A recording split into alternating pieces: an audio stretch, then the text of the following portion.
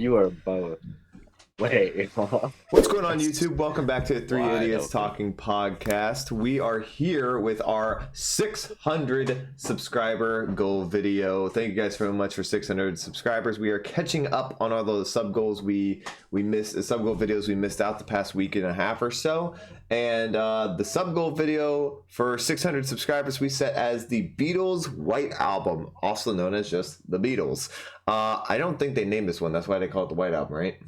Yeah. Yeah. Okay. Yep. So, obviously, the Beatles, probably the most popular band of all time. I think, sheer sales numbers, they are the most popular band of all time. Incredibly well known. Everyone knows about the Beatles. You guys all know these albums. It's not anything we're gonna shed light that you guys have no idea, but we can maybe shed a bit of a description on this album. It came out in 1968. It's a fairly long one. It's one of the longest we'll do on this channel. It's an hour and 33 minutes with 30 songs. What else can you fellas tell us? Tell our viewers about the White Album. What should they know? Any cool little facts? Well, I guess this is really the album where the band started to fracture a bit. Okay. Started having their inner conflicts. Right. George Harrison kind of starts to come into his own as a songwriter. A lot of stuff that the band members recorded on their own without each other because they just were not enjoying each other very much at the moment. Yet 30 songs.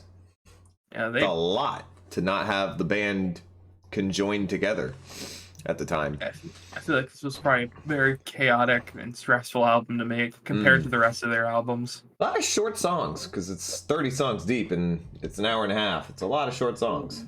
Yep. All right. Well, anything else you guys think they should know? I mean, everyone knows the Double Beatles. album they ever made. First double album. There you go. It's got 2 discs on this. And honestly, I think the second disc is more of a medley, right, Cole?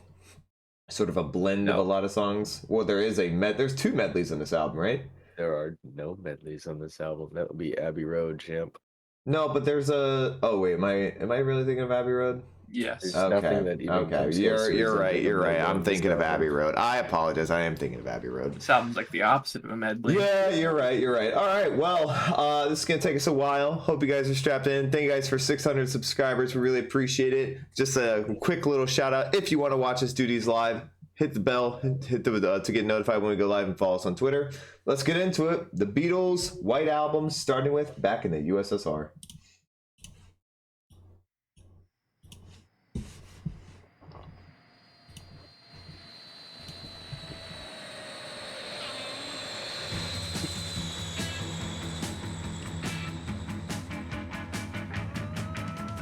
Flew in from Miami Beach, BUAC.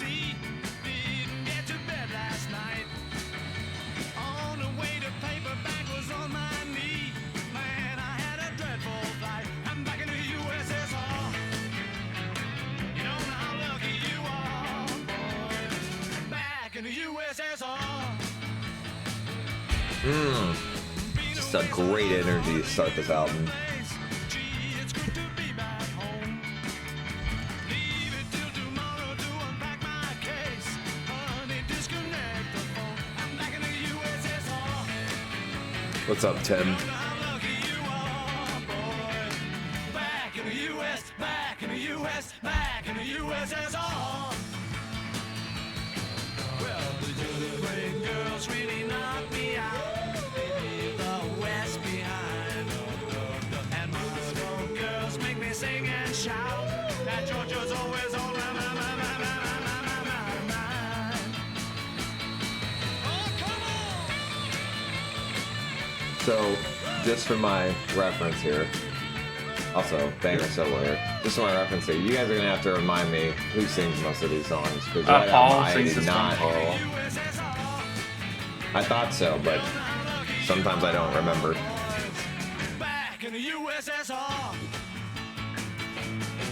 Well, the Ukraine girls really knocked me out. Leave the West behind. And Moscow girls make me sing and shout. That Georgia's always on my mind. I love this guitar right here. Show me round the snow-peaked mountains way down south. Droning. Take me to your daddy's farm. Let me hear your ballad like really ripping between two strings. It's awesome. Hey, you don't know how lucky you are, boys. Back in the USSR. Oh, let me tell you, honey.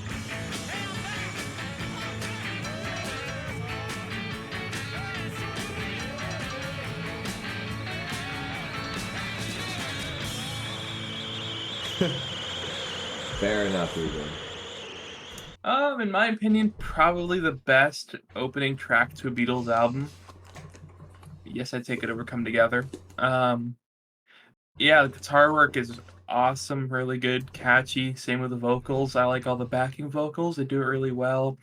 I like that one guitarist that just starts droning, Yeah. playing one note during the second verse. I think that's really cool and kind of unique for a band like them to do. Yeah, it's a very explosive start to the album. I'll give that a 9. 9. Woo! Yeah, this used to be one of my favorite Beatles songs of all time. I absolutely love the hook. I think it's fantastic. It was one of the first Beatles songs I ever heard. And for an intro track, it certainly delivers. I'm going at least at 8.5. Cole. Yeah, very, very fun song. Very catchy. Good production. Very solid all the way around. Don't know if it's better than Come Together, but it's very good. Very fun. 8.5. 8.5 as well. All right. Up next, Dear Prudence. We're just getting off to a strong start here.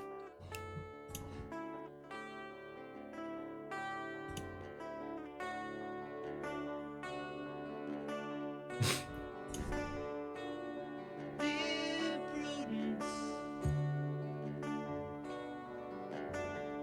won't you come out to play? Such a different tone than the first one. This album is just a collage of songs with no real cohesion behind it. The bass on the song is just so bumping when it gets going. The sun is up, the sky is blue, it's beautiful, and so are you, dear Prudence. Won't you come out to play? Come Together is almost a 10 though. I've never loved that song as much as most people do. I'll have to disagree. God, that bass is so good. This is Lennon, right? Yeah, Yeah. singing, yeah. That's it.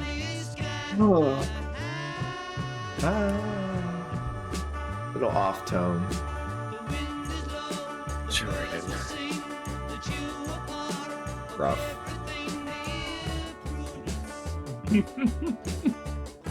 Testing Darius Slay is always a very interesting strat. I'm Taven looks gonna beat Darius Slay, right?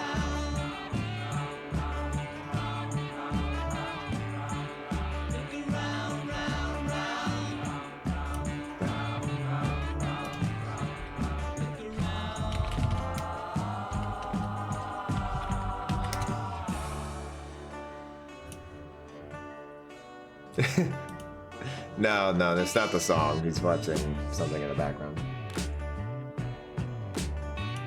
Let me see you smile.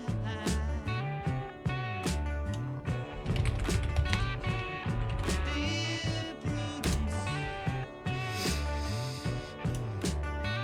like a little child.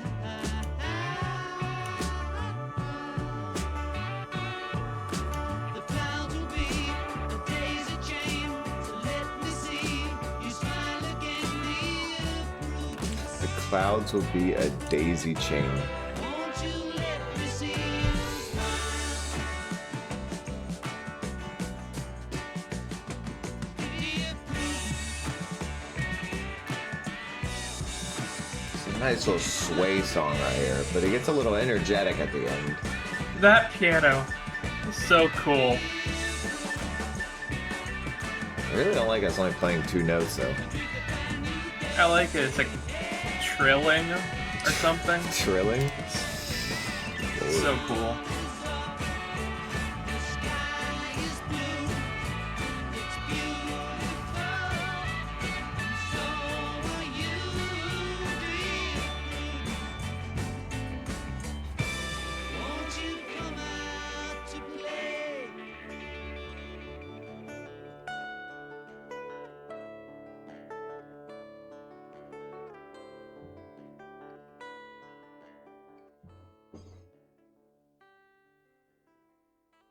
Well, that song feels like the definition of a 9 out of 10 song to me. 9 out of 10. All right. Yeah, Starting super off. pretty. Very, very pretty. Super Yeah. catchy. Great job by Lennon. Great lyrics. Big fan. 9 out of 10. 9 out of 10. Noah. Yeah, I'm feeling how Cole's feeling. I like this one just a teeny bit better than back in the USSR. Got a real nice groove to it, some good vocals and lyrics. Okay. Guitar, when it comes in, is really cool. They just make some really interesting creative choices that I really fuck with on this song. You really fuck with. Yeah, this is a 9. A 9. There we go. 2 back-to-back 9s. So I'm going to be a little harsher on this one than these two are. I don't love it as much, mainly for the simplicity of the lyrics. And that's kind of going to be an issue I have with this whole album, but specifically to start. Instrumental's lovely. It's a very swaying song that you can very much just have in the background and just blend with. It's very nice. But lyrically, I didn't find it all that impressive, so I'm going to drop it to an 8. Not a whole lot going on there lyrically. Sorry. All right, up next, Glass Onion. I was wondering Now when we're Cole's getting gonna start fun. grooving.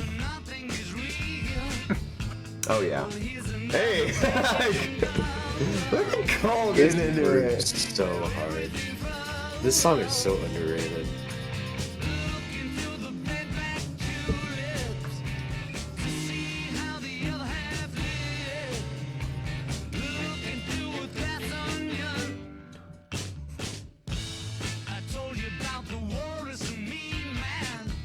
They really got a way more. I don't know what the word is. Just like there's not really another Beatles album before this one that has like production like this, where the bass sounds that raw. I was gonna say that the vocals sound very filtered too, but not in a bad way. Like when we say filtered vocals, we have to mean like it's as an insult, but this sounds filtered in a really like staticky nice way though.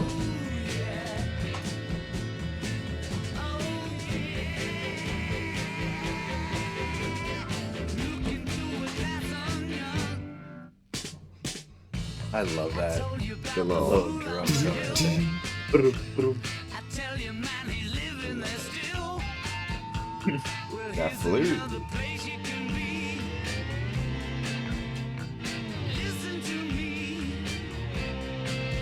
This raising instrumental randomly was always odd.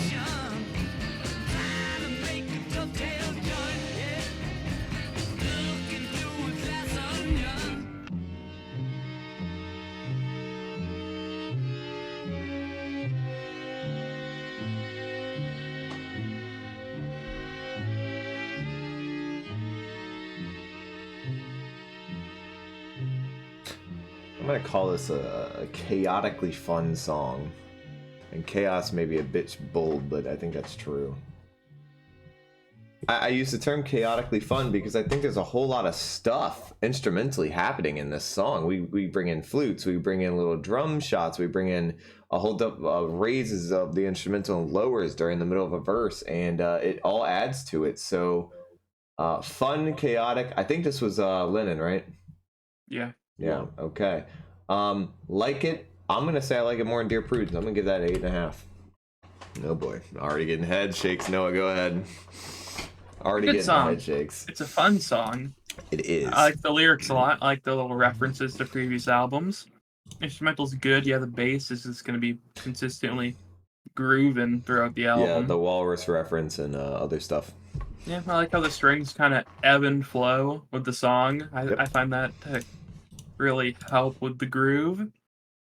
The outro is pretty neat as well. It has a very odd energy to it, but I appreciate it. Okay. Yeah, I'll give that an 8.5. 8.5 as well. Okay, so you shake your head at my opinion, and then you do the exact same one.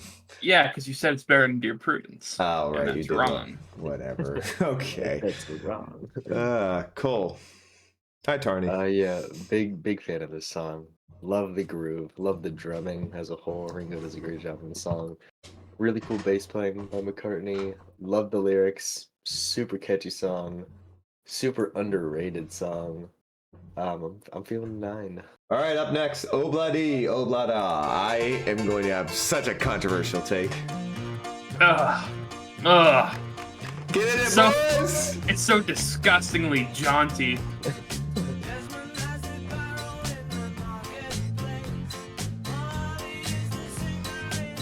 How can you not just love this? Love is very strong. Wow, he word. likes her face. Heck of a lyric, Paul.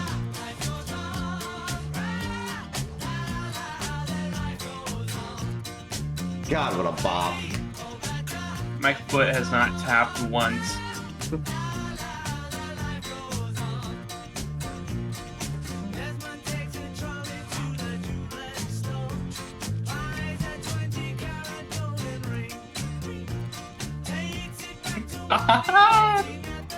Oh.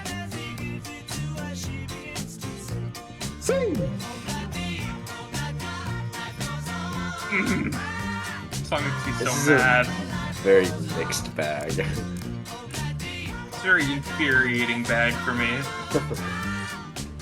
It's still fun. I'm not having fun. I know. These fucking horns blow me. Mariachi horns. What? I don't know. Do you not know anything about mariachi music at all? Because this is the second You time just you've hear questioned horns this. and say that though. You need to listen to You mariachi said that yesterday. music. Yeah, I did. 'cause Why would I know what it anyone sounds like. ever need to listen to mariachi music? That Go is listen such to a it and you'll terror. understand what I'm talking about. It's a terrible idea. Mariachi music sucks.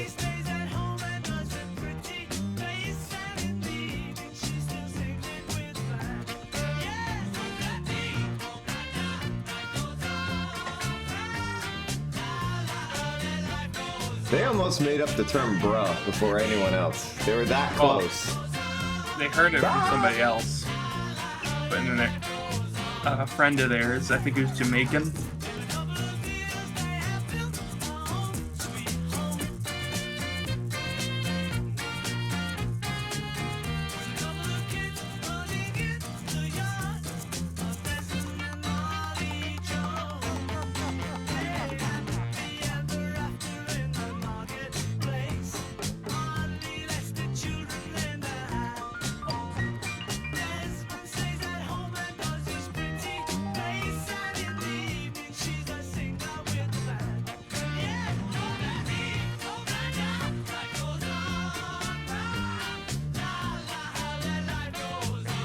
This has got to be Lennon singing this. Annoying chorus, you can't lie. No, this is Paul McCartney. Only Okay. he is capable of making some music that's so good and so fucking bad at I'm the same pretty time. sure the chorus is a bunch of them. But I think it's mainly Paul. Thank you. Okay, yeah, this song is so fucking annoying. The bass is just so jaunty, it's so bouncy to the point where it just sounds so fake and unpleasurable. The lyrics are just garbage. They're garbage. There's nothing of substance happening here. The horns sound so plastic. The chorus, life goes on, bruh, or brah. That is so annoying. I don't I- think they say bruh. It's like it's bra or bra at the end of It it, says or something like bra. that. Yeah, bra. I think they're just saying like I don't think they're even saying a word. No, they are. They're saying bruh. Whatever it is, it's annoying. This whole song just upsets me. I've never liked this song. It's a controversial opinion. I don't care. This is one of their worst songs. I'm feeling like a 2. Holy shit, you could not be more wrong if you possibly tried on this opinion. Well, what if he gave it a 0? I guess you could be 2 points lower. Sure. You could be. You Oh, could be I it do not wouldn't care that matter. the song It is wouldn't- iconic. It wouldn't even matter. It's it wouldn't all even right. matter because it's already You're both gonna trash you're can both gonna opinion. be wrong. So let Well, me you're gonna go correct right in the middle? everything he just said, everything that guy just said. If you've ever seen the My Cousin Vinny movie clip, everything that guy just said is bullshit. All right, and here's why. That is a fantastically fun song. It has great lyrics. It's a great storytelling. It's got fantastic vocals. It's jaunty. It's fun. It's not super long. The chorus is great. It's what? calm down. I'm fine. I'm just replying to what he said. In no way does this song it's not overrated. It's not underrated. It's perfectly rated. I love the placement of it. It's one of the funnest songs they ever wrote. It's one of the best songs they ever wrote. What? And there is zero things that they can take or change in this song to make it better or worse. Honestly, the only thing I would touch is maybe make it slightly longer. That's about it. 9.5. How do you make something this substanceless longer? How do you make something with so much fun and passion longer? It's pretty easy. Where's the passion? You You're Great lyrics. You are statement. Where are the way great lyrics at? off. I'm looking. You Where are they? And yes, you know what? Somebody said it is an iconic song, and they're damn right it is an iconic song. I don't give a fuck if it's iconic. I don't. Iconic is nothing to do with 100. quality. I didn't say it has to do with quality, but you said it's Well, not no iconic. one's arguing. Or did Noah? Did you say it wasn't iconic? No, it's iconic. I just said I don't give a shit because that doesn't really affect the quality. Iconic. My fault. Continue, Cole. Your turn. You are both way off. This song is a very, very mixed bag. There are elements of it that are a lot of fun. I do think it's pretty catchy and decently fun in that way. It's a nice song. I like it. It is so far away from being one of their best songs, though. The lyrics are not great. They're not horrible, but they're not great. It's really nothing compelling. It's a great story if you read the lyrics. I've read the lyrics like 3 times. It's like not it that. reads like a children's book. Yeah, it kind of does. And Which is even fine. still, that's fine. Even if you believe that, which I don't, but even if you believe that, that's still fine. I mean, I'm not It's saying not that meant there's to be some anything deep-hearted, wrong with... simple. Oh my Sorry, lord, go shut ahead, up. Go ahead. I did not ask you for it to be super deep, but I mean, just saying the lyrics are like great is dramatic as hell. They're not great. They're fine, but they're not great. It's decently catchy. There's a lot of elements to like the production that I think are kind of annoying. Like the intro, I think the intro is really stupid. But it's fun. Y'all are both being dramatic as hell. I would give this song like a 7.5. Up next, we have Wild Honey Pie. Alright, we can talk over this trash. It's okay. It's terrible. You're a big fan of the Beatles songs that are like children's song ass, Ryan. No, I'm a big I'm fan making of an I'm observation. Oh my big- lord, McManus. Did he miss? Yeah. Oh lord. That's his first miss in a long ass time. Not necessarily, but it doesn't really help, does it? No, Hugo, I disagree. I think a jaunty song is just that exactly what it is. Like if you like it, you like it. If you don't, you don't. I can't really Jaunty. think of a song that's particularly jaunty that I could say I love. But the thing is, like, jaunty's not what makes it bad. It just happens to be one of the elements that helps make it bad. It's not the sole reason.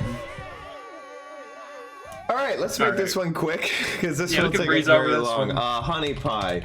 I'll start. Absolutely pointless song. Didn't need to be on it. 3 out of 10 at best. Noah. Yeah.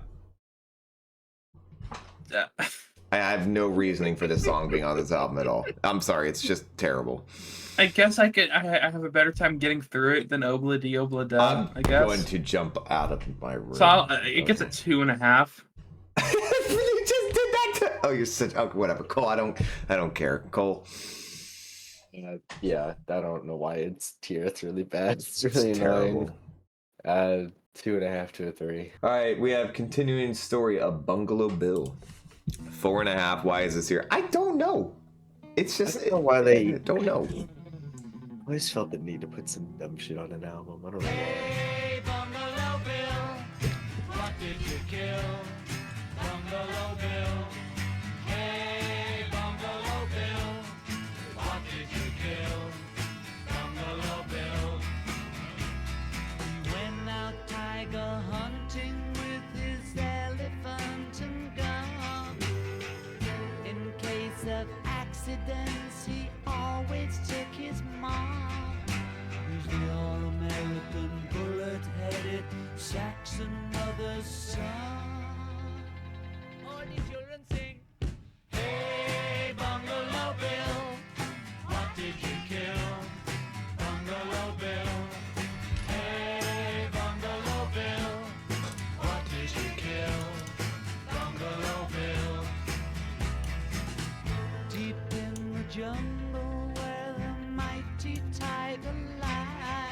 I like the verses on this song a lot.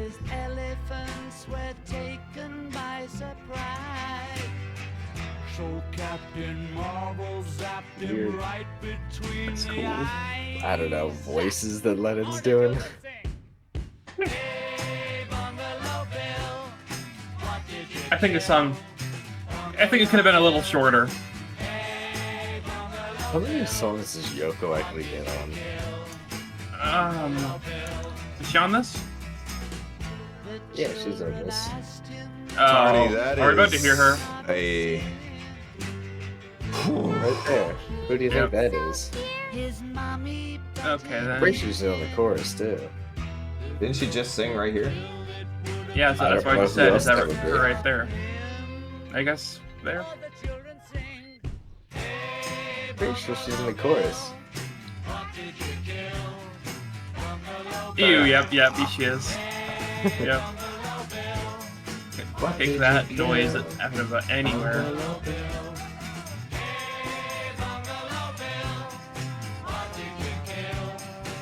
The amount of catchy songs they wrote is truly incredible. Not a massive fan of that. Probably whatever was there. Yeah, there's something about it that just. I don't know. It's too silly. Yeah. This is also nearing like the children's song territory for me. The whistling is unnecessary. Agreed.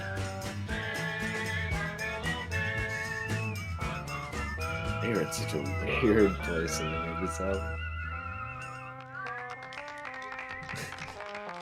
It feels like they are actually making a song for children with this, I like hope. intentionally. A little bit. I feel like this is kind of a better version of Obladi Oblada to me. Like it's still kind of silly and a bit odd, but with less dumb stuff, I guess. It's got a really good chorus. I like at least the melody of the chorus is really good. The Mhm. lyrics are kind of interesting. They're a bit odd, but I mean, that's John Lennon at this point. He's a fucking weird guy. True. But I mean, it's mostly a chorus, but if you're gonna have a song that's mostly a chorus, the chorus is good, at least, so there's that. I'll throw it a 7.5 to an 8. 7.5 to an 8. I am partial to Cole's opinion here. I don't like the whistling at the end. It is built. I mean, I believe this is much more children's music built than Obladi Oblada is, but man, do they know how to make a catchy song. They just do. The melodies they write are just full of things you can listen to at any time for any reason, and you're not gonna hate it. It's catchy, it gets you, it gets you grooving, and it's fun. So I'm gonna give it an 8 because damn, they just know how to write good melodies. All right, Noah, bring it all down. Yeah, I'm not crazy about when they get to the children's song type of sounding music. I like the verses. I think those sound very interesting. Yeah, the lyrics are really out there, but they are interesting to read, so I appreciate them. It's much more tolerable than Obladi Oblada.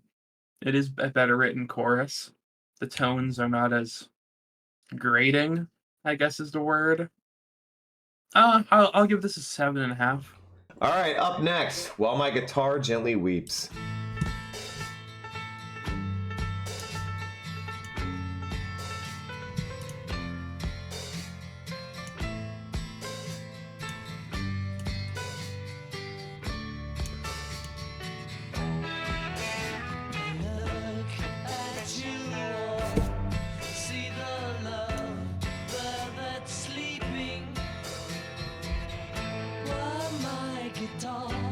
What's up, this is here. What's up, Hugh? I see you.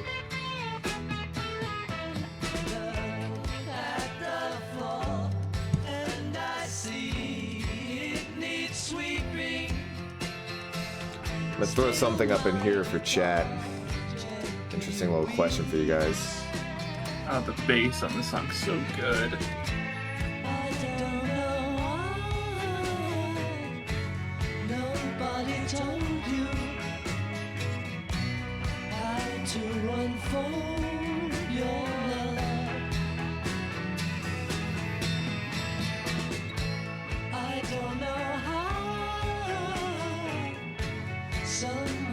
one told you they bought and sold you. New poll up for you, chat. Look at the world and I notice it's turning. While my guitar gently weeps. Every mistake we must surely be learning. Still my guitar gently weeps.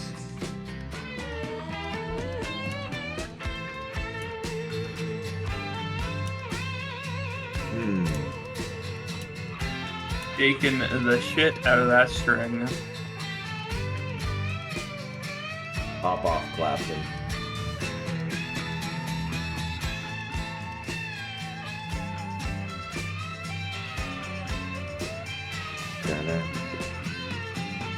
I have 2 questions and I gotta write them down, otherwise I'll forget. I think this is gonna come to like, babe, I'm gonna leave you, or 25 to 6 or 4. What? That's right. The melody. Well, I was gonna say, is that guitar melody he was playing taken from Zeppelin, or does Zeppelin take it from the Beatles?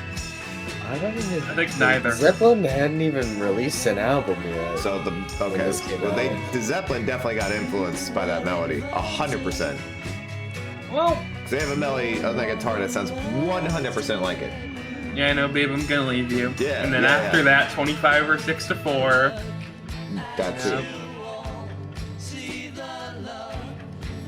That part. Dun dun dun. Yeah, the bass. And the other thing, is it intentional for them to sing slightly off of each other?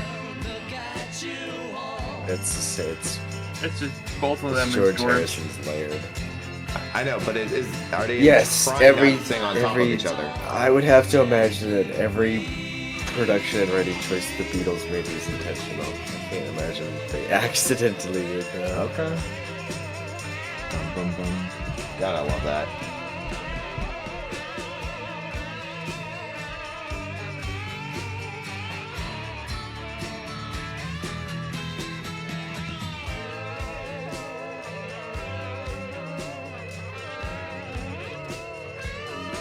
Have we heard the 2018 mix of this album? If so, what do we think? Oh, I've heard a bit of it. I don't think still, so. I still mixed prefer this bag. version. It's a mixed bag.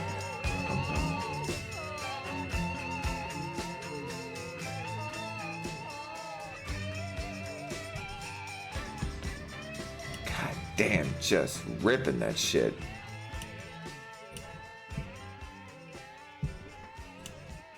It's probably not even a super complicated guitar to play, but he just does it so well. Yeah, very emotive. Well, I mean, yeah, I don't know how one could not be a fan of the song. The song is gorgeous and amazing, and in my opinion, it's pretty handily the best thing that George Harrison ever wrote, which is not a knock against George Harrison's songwriting. It's just like that's how good the song is. It's a masterpiece. This is also honestly the only truly worthwhile thing Eric Clapton has ever done musically. I knew you were going to do something like that. I don't know what else would be on there. Coming in with the spicy takes. Could really just delete the rest of Eric Clapton's career, and I wouldn't notice or care for a really No. long time. You can't do that. All right, Yeah, keep we going, could, keep we going, could. keep going. We have a long album. I mean, yeah, the lyrics are amazing. It's one of the most emotional Beatles songs. The writing is great. Melodies are beautiful. I'm feeling a 10. I will go next. Everything except the Clapton part, because I haven't hardly listened to Mr. Clapton. I agree with Cole 100% on. Probably one of the most emotional songs they ever wrote. George Harrison's best song, easily, and that Clapton guitar is just so fucking good. Absolutely beautiful in every sense of the word. Dark, but not dark lyrically. It's just fantastic. It's a 10, and it's yeah, everything Cole said. I can only double. Noah. Yeah, amazing song. Really good progression. Great guitar solo. It's probably like 1A and 1B. between this and like Crossroads for the best Eric Clapton solo. He did a very good job on it. No, we cannot delete the rest of his career. No, we can't. Cream is really good, and I like Derek and the Dominoes. All right. Cream is fine. Yeah, this is I guess this is probably his best George Harrison's best song he wrote. I should have been more specific. You could delete Clapton's solo career. Oh, okay, sure. Cream is a decent Sure. band. Oh yeah, this is handedly a 10. All right, up next, Happiness is a Warm Gun. It's Noah's baby boy right here. Bang bang shoot shoot.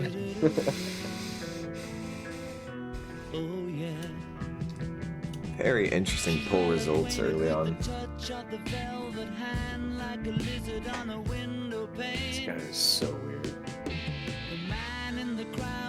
This sounds like Lennon. It is. Yep. Do you think McCartney would write these lyrics? No, it's way too dark for McCartney. This is weird. A soap impression of his wife, which he ate and donated to the National Trust. What? This guitar. does that mean? That's so good. I have a horrible comparison that Noah's gonna shoot me in the head for. What? I'm sure Mr. Jack White took influence from that guitar. Ah! Told you. Of course he did. I Jack White took absolutely did. tons of influence from the I Beatles. can't imagine how he wouldn't have. Probably more in earlier White Stripe stuff. but Yeah. It's just like Beatles didn't invent that. I'm not saying they did, but come on, man. That sounds so much like some of his early stuff.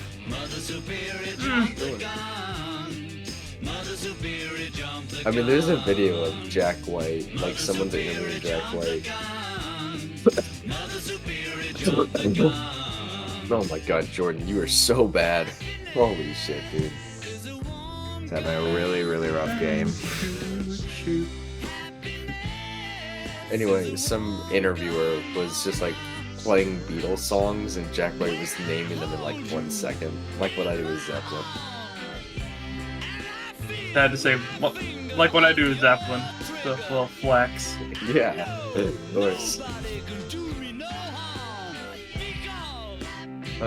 Jordan, you're not the guy I want the quarterback.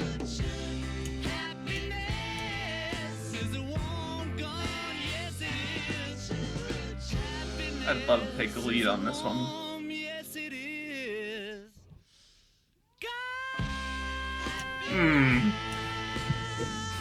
I love that.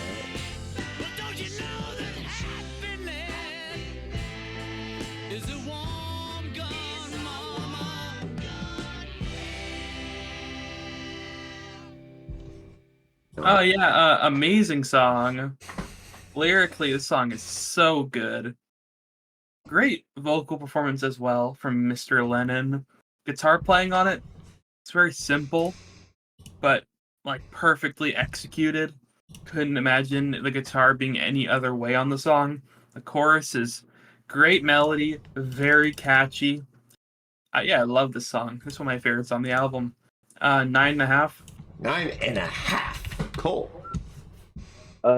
Well, I do love the song. 9.5 might be a little bit much. I do wish there was like maybe another verse because it's basically just like weird lyrics, you know, in the verse, Mother Superior transition, and then the chorus to end it, which is an odd structure for the song. It could be longer if they wanted to throw in another verse there, but it is very, very cool. And the writing is very, very good. So I'll throw it a 9. 9 from Cole as well. So I saw actually Tarney said that she's been way underappreciating this song, and I have to say, so have I. I don't know what changed in this listen through, but I did not have this as high up as I'm about to place it. I had this like a 7.5. I'm gonna join you fellas and give this a 9. That is skyrocketed in my opinion. I don't know what I was missing. I guess sometimes when you hear a song one day, it just clicks, and that one clicked. I mean, you have the catchiness there while also being lyrically fantastic and even dark and weird and strange and odd, just like Lennon loves to be. And then you got a great hook as well and an instrumental that backs it all up. There's really nothing too wrong about that, except it probably doesn't get as it doesn't add as much like instrumentally as it probably could have progression wise. Outside of that, that's a great song. Moving on to Martha, My Dear. Don't particularly care for the piano intro to the song, but the rest of it is really good. Also, this is not mariachi, but Meridian Brothers is a great listen if you want to hear some Latin bangers. Meridian Brothers. All right. My dear, though I spend my days in conversation, please remember me. Martha, my love, don't forget me. Martha, my dear, hold your head up, you silly girl. Look what you've done. When you find yourself in the thick of it, help yourself to a bit of what is all around you. Silly girl, take a good look around you. Take a good look, you're bound to see that you and me were meant to be. That is a great take. This is here. This is the most The way McCartney sounding song you might ever hear. Really bothers me. Her so silly girl. I hate hearing Paul McCartney say silly girl. Ugh. I'm not particularly a fan of when artists say anything like silly girl, little girl. Not a fan. Like when Robert Plant does that. Ugh. And Jim Morrison. No. Especially when you know the history of those bands. Well, that was more Jimmy Page and Robert Plant, I think. Fair enough, but if you're around someone like that, it's probably not the best idea to be saying things like that. Yeah.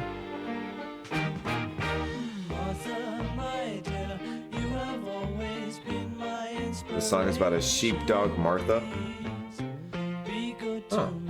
Okay. There are more really- good songs about dogs than there are about Yeah, I was about to cats. say, there's a ton of songs about Because dogs. who cares What? about Stop, a stop. cat Doing enough? this. No one has ever loved a cat enough to write a fucking song about them. Yeah, I'm kind of on Cole's side where the first little intro bit, not crazy about. But when we get past that, it's good. It's got good lyrics, good vocals. When the guitars come in, it starts picking up pace. That's really good. This song is like pretty much my definition of like an 8. Definition of an 8. All right. Interesting. Cole? You have a spicy hot take?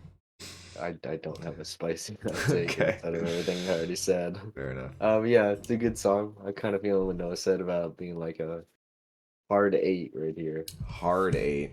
Nice song. Seeing some There's chat some say problems. 8 as well. I saw somebody called a filler track, and that's an interesting opinion. What Jonathan said, this song adds nothing new in terms of the album theme, just a general theme that runs about album about love. What? I'm What's not Oblidio sure- Bladadu I'm not then? sure I get that at all. I don't think there's really a theme on this album, Yeah, to be there isn't a honest. theme. There doesn't really come with It's we get literally just like all all different of the types of songs stuff. that they had written up to this point Yeah. that they hadn't released yet. I'm not. I mean, there may be an inner small theme, but I don't see anything. But what I was gonna say about Martha, My Dear is, it's kind of boring. It's a little boring to me. And Paul McCartney, I think, is a fantastic singer. Great at everything he does, almost everything. But he has these songs, and people calling it filler track makes sense. He has these songs where it's just like it's almost too sweet, too nice, too blah. It doesn't do anything for me. And call me controversial, everything sounds fine, but there's nothing interesting about it. So call it controversial. I'm gonna give that a 6.5. All right, we have I'm So Tired. Is this your baby boy, Cole? It's one of them. Yeah. Tarney, I really don't know what you mean. I don't think any of us have really talked over Cole Great today. Lennon song. My mind is on the blink. I wonder, should I get up and fix myself a drink? It's songs like this that make me think Lennon was the best member. It's albums like All Things Must Pass that makes me think George is probably the best member. None of their solo albums convince me that any of them are the best member. Should I call you? But I know what you would do. You'd say, putting you on, but it's See, like this refrain right here, or pre-chorus, whatever you call this, great. This is brilliant writing. I'm going insane, you know. I give you everything I've got for a little peace of mind. I'm so tired. I'm feeling so upset. Although I'm so tired, I'll have another cigarette and Not for a long time. He was such a stupid get. You'd say, putting you on, but it's no I like. you know I can't sleep. God, what is that album called? Plastic Ono Band. Yes, thank you. Plastic Ono Band is a solid record. I don't think I've heard any of Son of Builder. Ram is definitely better than Band on the Run.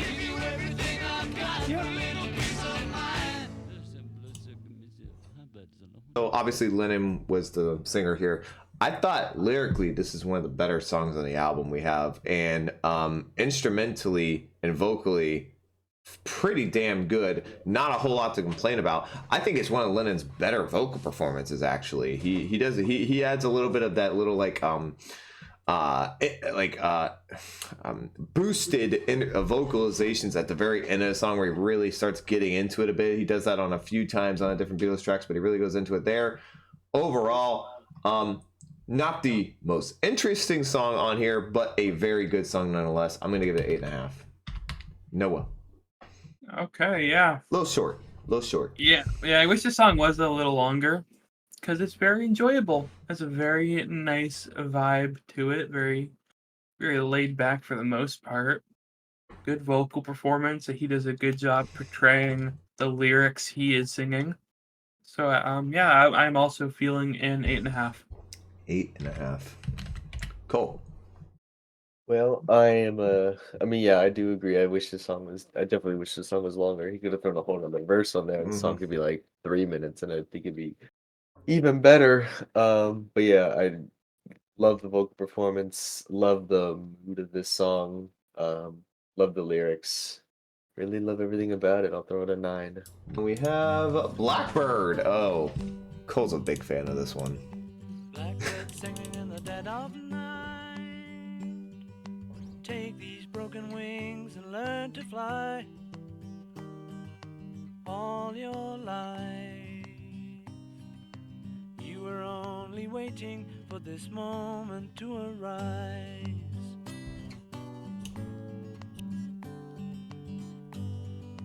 Blackbird singing in the dead of night. Take these sunken eyes and learn to see.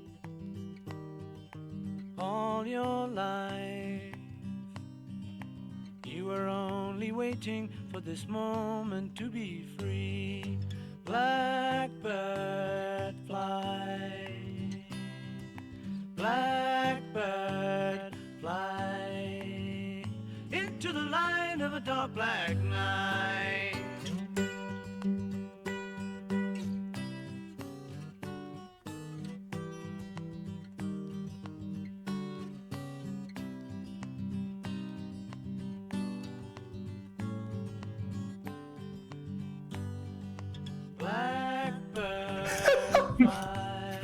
You see it too, Noah? That's Good opinion. true. That's Good opinion. Don't say it accurate. out loud. We'll get blasted. Into the light of a dark black night. What? Coldplay's new album fucking sucked.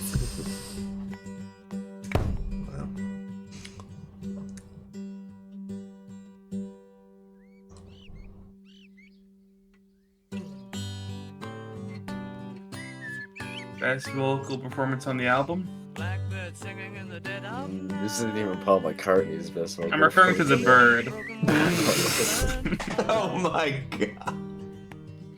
all your life. Cooking. That was You good. were That was only good. waiting for this moment to arrive. You're good, Jonathan. Don't worry, You bro. were only waiting for this moment to arise. You were only waiting for this moment to arise. How could you not be fond of that song? This song is beautiful. It's wholesome as hell. It has a great story behind it. It has a beautiful melody. It's got some great Paul McCartney lyrics, which he doesn't always come through with great lyrics, but he absolutely did on that song. That song has some beautiful lyrics with a beautiful melody, super simple, which I can appreciate in this circumstance. He does a fantastic job with this one. I'm feeling a 9.5 on Blackbird. 9.5. No, I'm curious. Do you agree? Yeah. I agree with most things you said. Okay. Yeah, it's probably one of the most well-known, memorable acoustic guitar melodies ever, for good reason. It's beautiful. Of course, great meaning behind the song, as Cole said. Great melody, great percussion with him just clicking his shoes. Yeah, it's a great song. I wouldn't go 9.5, but I would go with a 9. 9. So I know that Jonathan's been a huge fan of my opinion so far on this album, but we might slightly disagree here. I do think it's a beautiful song. It's very pretty, no doubt about that. Great lyrics, obviously. The tweeting bird is it's a nice touch. It's a very unique touch. Not really something you hear in many artist history ever. It's a really cool, unique touch. Tapping is I know it's the 1967, 68 when they made this. I don't like that's in one of my ears though. Just one. I probably would have preferred it in the other. However, it does add a little bit of a unique spin on the song. It's a good song. It's not, in my opinion, it's a very pretty song, but it's not a great song. I'm gonna give it 8.5. All right, up next, Piggies. I don't love song, but I totally understand why a lot of people do. There's so many songs on this album that have like a really stupid intro and then turn into a good song.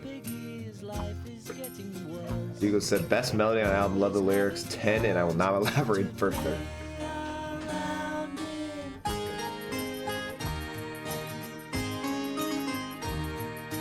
Have you seen the bigger piggies in the starched white sheds? You will find the bigger piggies stirring up the dirt. Always have clean sheds to play around with.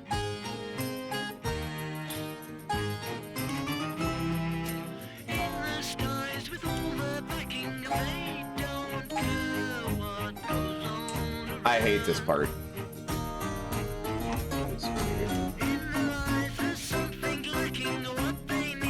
There's filters in there. Whatever the fuck this is. Okay. This one they indulge themselves a little too much. That is not cooking at all. There's something fun about it. Bro's cooking with a pitchfork and a fucking tinderbox. Trying to heat that shit up to like 500. Everywhere there's lots of piggies. Now this is where it loses me. You can see them out for dinner with their piggy wives, clutching forks and knives to eat the bacon.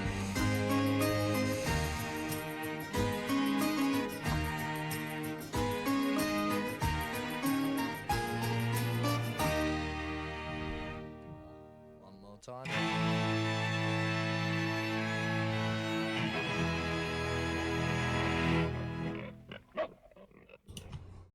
I do like the section where he gets the filter on his voice. I think that's a good part of the song. That, I don't know if it's a harpsichord or what, but sometimes it's good. Sometimes they do a little too much, or the sound's a little too, I don't know. I can't find a word to describe it, but let's go with grating. Grading, okay. But this song is like a 7.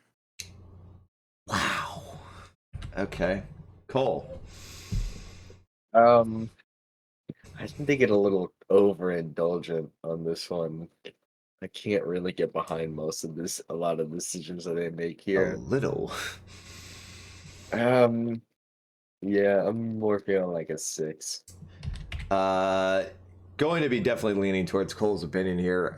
Hate that filter he puts on his voice, on the vocals. I think it's terrible. Don't like, obviously, the very end where they pull the pig oinks. I don't know what the hell. And then at the end, they have this really cool outro sound that they only say for like 3 seconds or 4 seconds, which was what the fuck.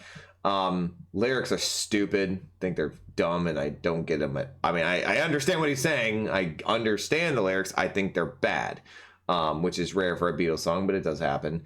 And instrumentally, this was it sounded like something you'd hear in like a royal palace in England, but it made no sense for the title of the song. I mean, I get it. He's contrasting royalty and pigs, and he's trying to make this little contrasting lyrics with the instrumental. It didn't work. 5. It's not a very good song, in my opinion. All right, up next, we have Rocky Raccoon. Another one of my baby boys. A weird song, but Love this song. I don't love the action right there. It doesn't bother me. With another guy, hit young Rocky in the eye. Rocky didn't like that. He said, I'm gonna mute that boy. So one day he walked into town, booked himself a room in the local saloon. I can't believe the Beatles Beautiful. made this song. Raccoon checked into his room, only to find Gideon's Bible. Rocky had come, equipped with a gun, to shoot off the legs. Shoot off his legs. Oh no. His rival, it seems, Jonathan, you just put like 4 rows of 10s in a chat and then say actually 9.5. by stealing What the hell? her name was McGill. McGill. The way he says McGill. McGill. McGill. The dumbest thing I've ever heard. But everyone knew her as Nancy. Sure, man. Who called himself Dan? We're in the next room at the Harmonica. hoedown. A Rocky burst in Thurston. and grinning a grin. How do you grin a grin? Said, "Danny, both You grin the grin. Grin. showdown." But Daniel was hot. He drew fast and shot, and Rocky collapsed in the corner.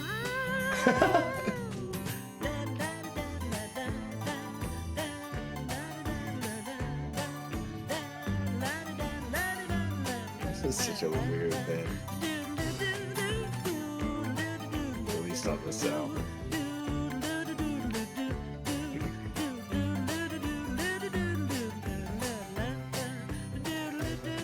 Now the doctor came in, stinking of gin, and proceeded to lie on the table. He said, "Rocky, you met your match." And Rocky said, "Doc, it's only a scratch. And I'll be better, Doc, as soon as I am able." You want this played at your And now funeral? Rocky Raccoon, Alright. he fell back in his room. God, this chorus is, or the hook, so good. Gideon's Bible. Gideon checked out, and he left it no doubt to help with good Rocky's revival. Oh yeah, yeah.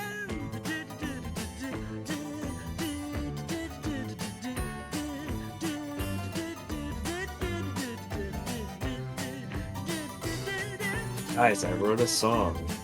It's about a raccoon. With a gun.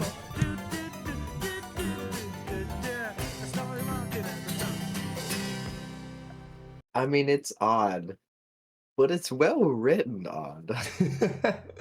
Like, it's got a very solid melody. Lyrics are bizarre, but whatever. But yeah, I mean, it's got a good vocal performance, it's got solid production. Yeah. It's got some really good melody writing. Um, I'll throw it a 7.5 to an 8. 7.5 to an 8. Noah. Boy, oh boy, big fan of this song. I think it's actually has some great storytelling. I think even for how zany it is, Zany. I like that. great vocals. The hook is just amazing melody. Love it so much. The little breakdowns that happen in the song are so fun. What's not to love? I'm a big fan of this one, and then it's a 9. It's one of my favorite songs 9. on the album.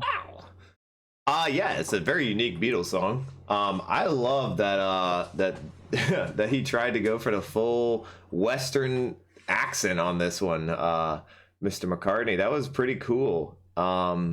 Didn't keep it the whole time, only kept it on the first verse, and then was like, all right, screw this shit, I'm British, let's go back to being British. Kind of tried to blend it though a little bit.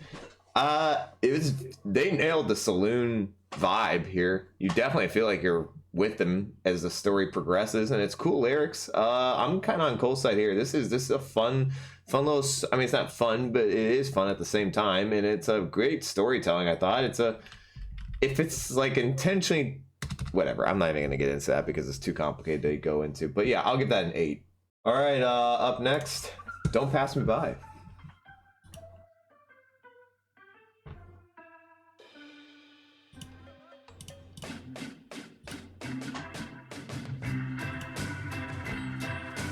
I always forget the song exists, and then I remember it's a Ringo song. We couldn't ever just tell Ringo, no, you're not right. It's so it's album. But they don't arrive. Waiting for you knock, dear. On my old front door, I don't hear it. Does it mean you don't love me anymore? I hear the clock a-ticking on the mantel shelf.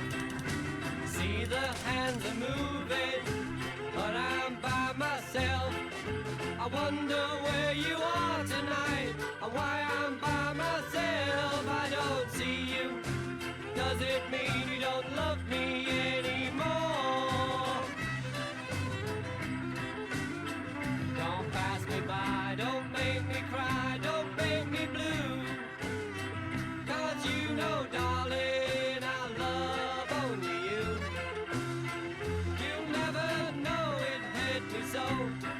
I'll hate to see you go, don't pass me by. Don't make me cry. Fire take this is here.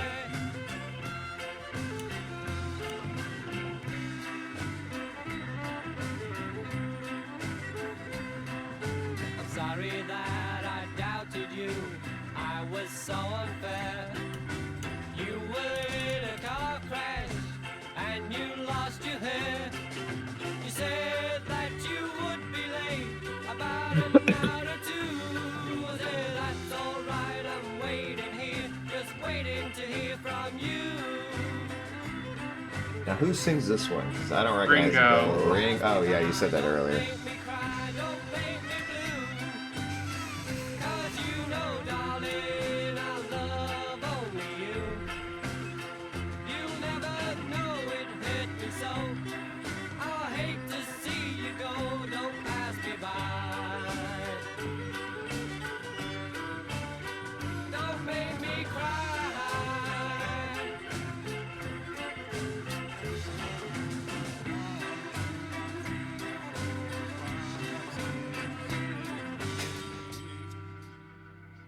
I've never noticed that counting before. Yeah, I haven't either.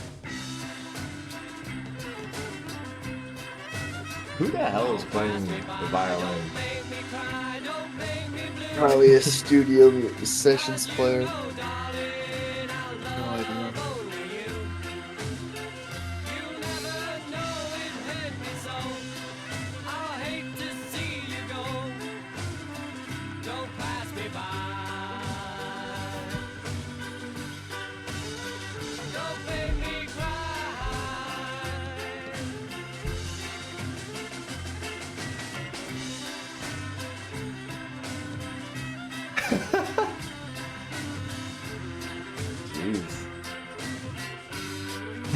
Go like, "Huh?"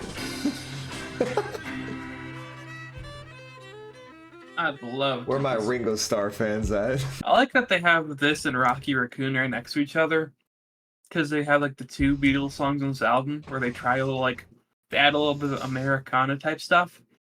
Yeah. We have the good one and then the bad one. All Now they right. can learn from their mistakes and never do this again. It was the Wow. bounciness was not very pleasurable.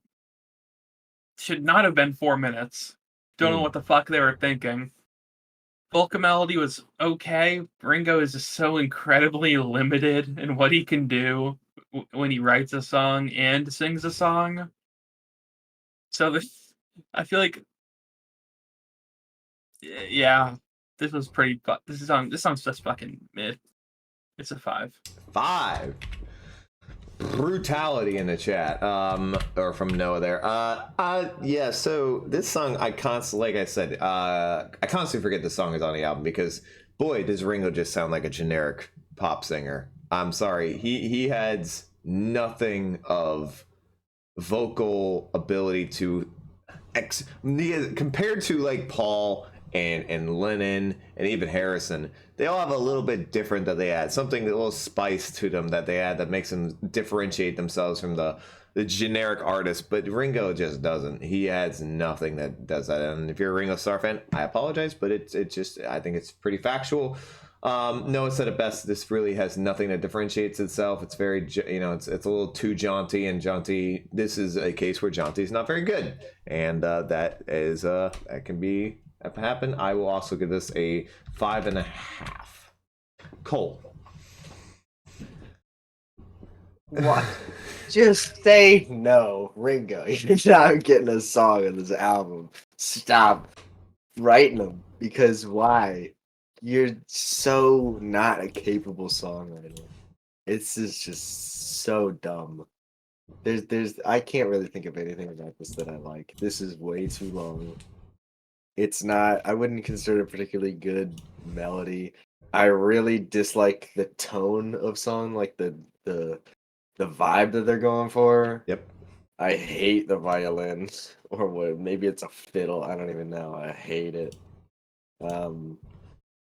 I can't really think of any part of this song that I like. I'm feeling like a 4. All right. Up next, Yep. we Back have to the real music. Why Don't We Do It in the Road? That song was a 7. Wow, Jack Fallon on violin. There you go. Thank you. Well, there's the song. We've heard the whole song. The song is over have. because we have heard every done. part of it. It's a little rough stretch of the album. Oh, what are we doing in the road? It. Wouldn't be very comfortable.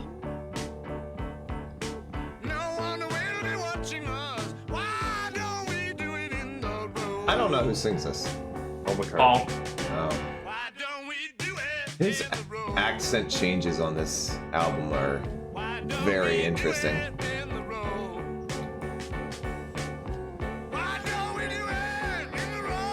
You can't call Martha my dear filler when this exists.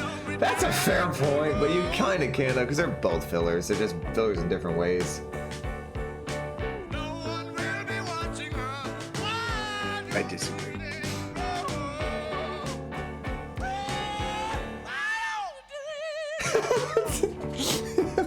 He's so weird. And yet Lennon's weirder.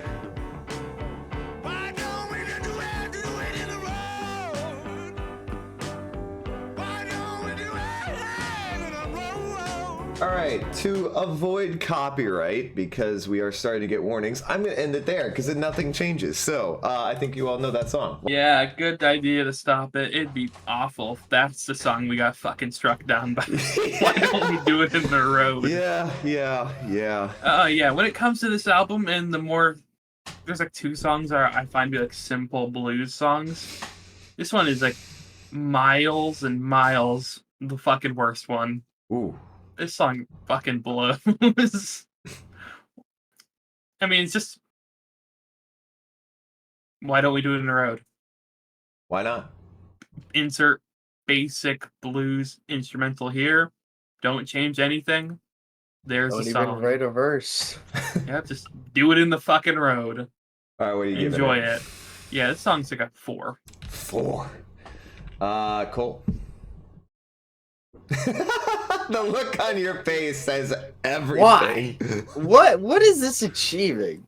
What was the purpose of it? I mean, like, what did he think he was accomplishing with this? This is just annoying. It's not even like a good chorus. It's just annoying. I have no idea why anyone would give a damn about this song. It's literally just a chorus for a little under 2 minutes, and it's not even a good chorus. I there's nothing about this that I like. I'm feeling like another 4. 4 as well. Yeah, this is extremely basic. Somebody called it a filler. They're 100% right. There's no real reason for this song to exist. Just like, in my opinion, 2 other songs on this album. It does not, to me, influence anything on this album. It may have a good blues instrumental, but it doesn't even last long enough for it to be really relevant because they don't really do anything with the blues instrumental. I do like his little "what I would do it," like a little. He gets a little swingy with it a bit, and he gets in, and I like that. So for that, I'll get it like a 5.5. All right, up next we have "I Will." Who knows how long I've loved you? You know I love you still. Will I wait a lonely lifetime? If you want me to, I will. 24 votes on the poll, and it is heavily leaning against White Album here as the best Beatles album. Never saw you. I didn't catch your name, but it never really. Curious to see if it's going to be if Sgt. Pepper would be the winner or if it'll be Abbey Road. the same. Love you forever and forever. Love you with all. You're so back. Love you whenever we're together. Love you when we're apart. And when at last I find you, your song will fill the air. Sing it loud so I can hear you. Make it easy to be near you. We have not, Mecca. Things you do endear you to me. Oh, you know. That'd be a pretty cool video idea, though. I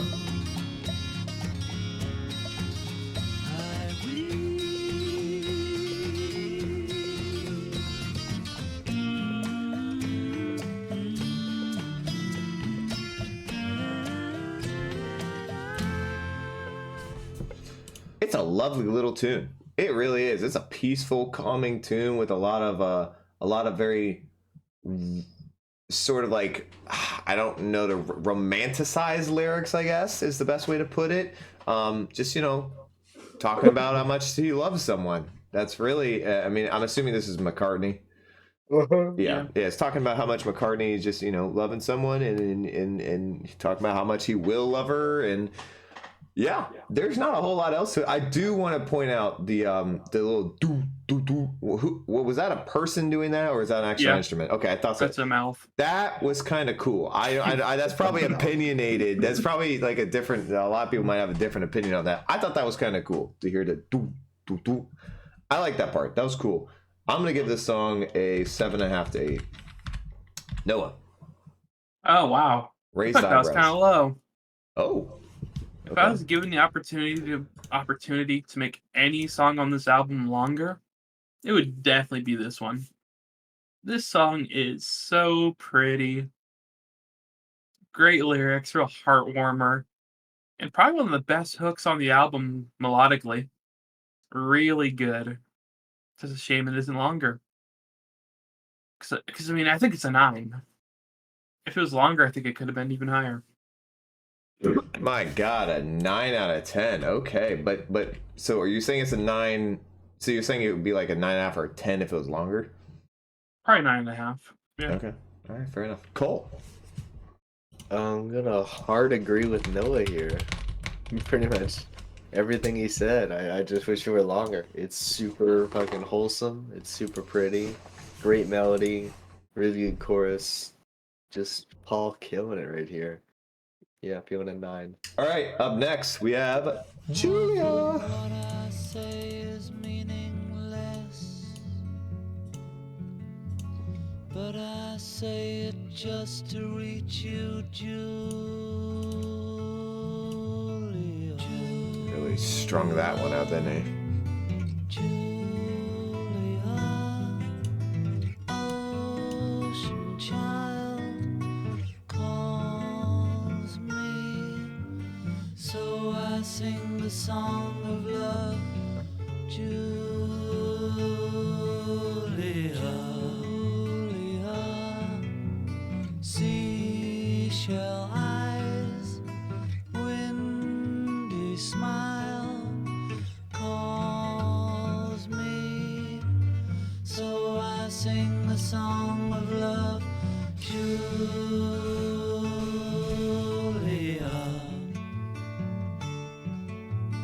Her hair of floating sky is shimmering, glimmering in the sun.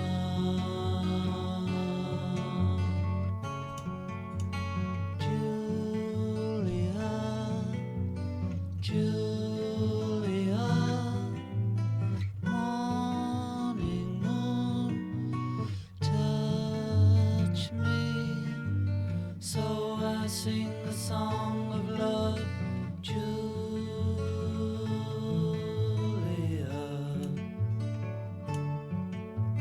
When I cannot sing my heart, I can only speak my mind, Julia, Julia, sleeping sand, silent cloud, touch me, so I sing the song of love, Julia.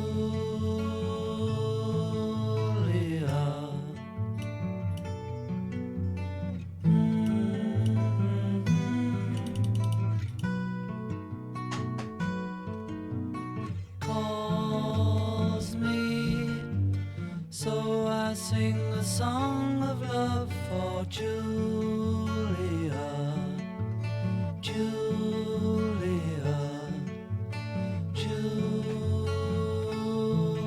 Julia. A very pretty little song. Yes, I'm back to back.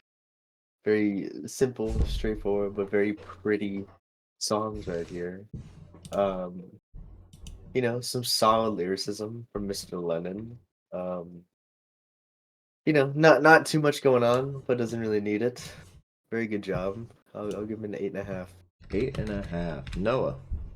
Yeah, man, this is a sad song about his Is dead it? mom. Oh, Yeah, it's okay. about his Well, that mother, makes more Julia. sense. It's very pretty, very somber, and I appreciate that. Yeah, lyrically I enjoy it a lot. Melodically, yeah. I'm also feeling an 8.5. 8.5 as well. Yeah, I mean, knowing it's about his mother does make. I was wondering why people were calling it a sad song. I was like, lyrically, I don't really quite understand why people are calling it sad, but now I know it's about his mother. I mean, that makes a whole lot more sense. Yeah, wow, just like a pretty, but like you said, very pretty, very sad. I feel like Lennon always comes in with the impassioned vocals every time when he writes songs. It's very emotional, very deep, very passionate for him. Whatever vocalizations, for the most part, that he writes, he just might not have, in my opinion, the best vocals of anyone. I don't know if you guys agree with that, but that seems to be something he does really well. Beautiful song, extremely well written. I'm gonna triple up and go 8.5 as well. I think that is almost a perfectly linked song, especially for the way he extenuates the Julias at the end. All right, birthday. My birthday too. Is it? No, it's just a stupid lyric. I know it is. I was just like, I don't think it's your birthday.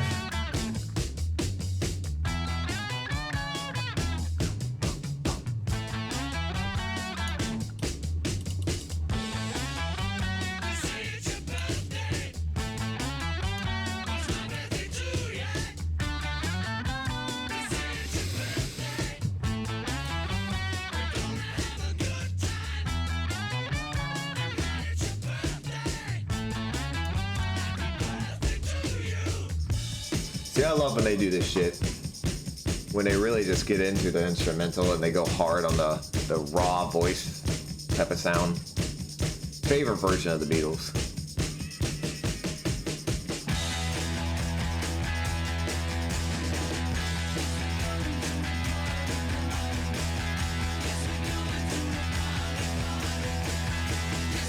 Banger lyrics, of course. Sorry you're sad about your dead mom, but let's party. It is funny how completely different these tracks are.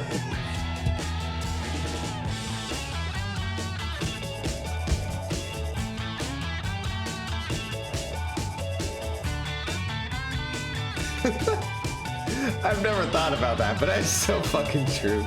Yeah. Thankfully, they're separated by discs because the Julia the birthday transition was disc two? fucking awful. Is this the start of this too? Yeah. Okay.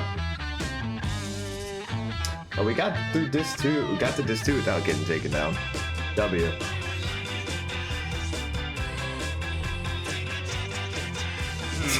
Chans.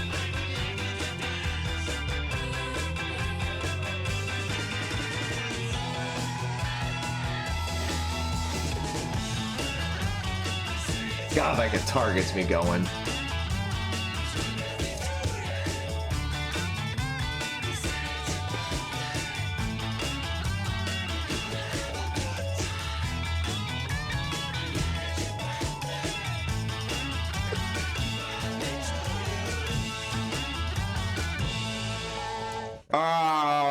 So I've been praising the jaunty type of, well, this is less jaunty, more just energetic. The fun, energetic songs with the cool hooks, and Paul delivers on all fronts there. I do like the hook a lot here. I think it's stupidly fun, right? It's like, okay, the lyrics are dumb, sure, and he's just saying, "It's your birthday, well, happy birthday." Like it's stupid, but it's fun, right? And that's cool. You can do that. The lyrics on the rest of the song, though, if we're gonna be honest with ourselves, they're just ass. It's just bad. I mean, Paul's way better, or at least Lennon, if he was majority lyric writer, is way better than this. I know we're almost 20 songs deep into this album, and there's probably a lot of stuff they had done at this point, but like, come on, man. You could do better than, they say it's your birthday, so happy birthday to you. Like, really? That's it? That's all you got? I don't know. Lyrically, it's pretty bad. But everything else I like a lot. I'm going to give it a solid 8. Cool. Yeah, I mean, instrumentally, it's very fun. Yes. It's got some great energy to it. And it's a catchy song. But yeah, the lyrics are pretty stupid. The lyrics are not great. No. They just seem lazy. Yeah, I think I'll also throw it an 8. It's still fun. It is. Noah, you seem to disagree about what I said about the hook. Bit. Yeah, the lyrics suck. We all agreed. Whenever, it's fun. It is. But it always feels a little cheesy to me too. There's something about it, especially the riff. There's something about it that just grinds my gears. All right. Bit better, I think. I'm not gonna, differentiate too hard, but just not as big of a fan of it as you two are. I'll give it a 7. Well, we've reached the part of this album where I get happy again, so let's have some fun and hop onto Yer Blues. Yes, I'm lonely. Wanna die. Oh, just get me. Yes, I'm lonely. Wanna die. Somebody's gonna have to tell me who wrote the lyrics for this. If I ain't It's definitely John Lennon. Probably Lennon. girl, you know the reason why. What's up, winter is coming? I haven't seen you in a while. Welcome back. In the morning. Wanna die. McCartney's singing it, right? No. Oh. It's Lennon.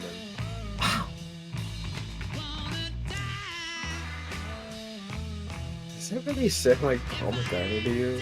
Sometimes they blend. Girl, you know the reason why. Can't always tell. My mother was of the sky, my father was of the earth, but I am of the universe, and you know what it's worth. I'm lonely, wanna die. If I ain't dead already, girl, you know the I have not. This is here.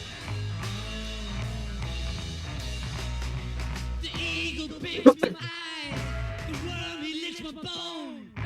Feels so suicidal, just like Dylan. It's such a great reference. I It don't is. understand that one, so explain it. I know who he's referencing, but I don't get it. Ballad of a Thin Man. Feels suicidal like Dylan's Mr. Jones. Mr. Jones from Ballad of a Thin Man. Because Bob Dylan roasts the hell out of some guy named Mr. Jones. Black cloud crossed my mind, blue mist round my soul. Feel so suicidal, even hang my rock and roll. And die. Yeah, I wanna die. If I ain't dead already, woo, girl, you know the reason why.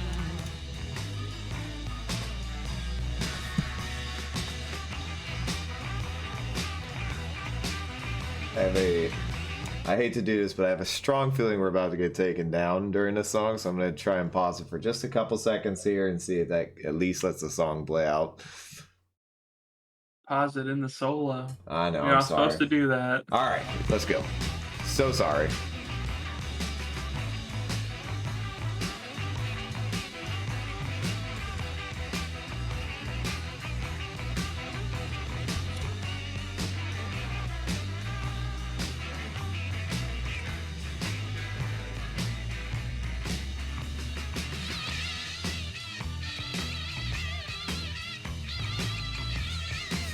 Not the best tone of whatever that is. And then there's another thing that's gonna happen soon that I'm also not a fan of. I love the bass here. It cut to a completely new track, and I hate how it's so abrupt. 5 years of bad luck for pausing in a solo. I am. Well, it wouldn't be anything new at this point.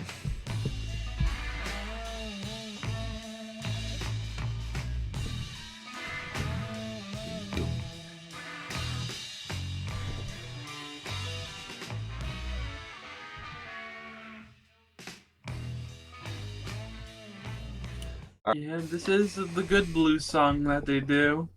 Did a nice little job with it. Good lyrics. Just he wants to die. Pretty straightforward as it gets. Instrumental's good for the most part. Solo is okay. It's okay. The tones could have been better. The note selection was okay. But they're not exactly crazy solo writers, so I wasn't expecting a bunch. Another thing I don't like is how, like, right after the solo, Yeah. they abruptly cut into a completely different track, no transition whatsoever, and I feel like it fucks up the whole flow of the song for a little bit. But besides that, it's a good song. I'll give it a 9. 9. So somebody said something I wanted to actually comment on, or I guess in addition to, is and I am completely forgetting what they said. Wow, that's awesome. Well, what I was gonna say is that this song kicks ass. That's it. I love when Lennon sounds like this, when he gets into that not screaming, but kind of shouting version into the mic, and he's really letting his vocals out on type of stuff like this. That is the best version of Lennon, in my opinion. He really lets himself loose on this song, and damn, does it sound awesome. It sounds gritty, it sounds hard, it's all around great, and I fucking love it. I wish he did it more often than that, more often than not. And oh my god, the instrumental is so great. I love the riff, and I think it is fantastic, and I love the bass. It's all hard hitting. It's raw, but not super raw, and it's a little produced, maybe a little overproduced in some cases, but it's overall a banger. 9.5 for me. Cole. Yeah, pretty big fan of this one. I think this is easily the best blues song that the Beatles ever wrote. I Want You fans can kiss my ass. That song is not that good. This fucking clears it. I love Leonard's vocal performance. I mean, even though the lyrics are not particularly happy, I think they're I don't know, they're kind of fun for some reason. Yeah. Yeah, I love the transitions. I think this is written brilliantly. I give the song a 9.5. Mother Nature's Son.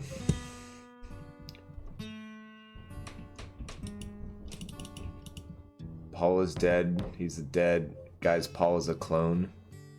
There's some backwoods like deep theory thing I'm not aware of. Yes. All right, thank you. Born a poor young country boy, Mother Nature's son. All day long, I'm sitting singing songs for everyone.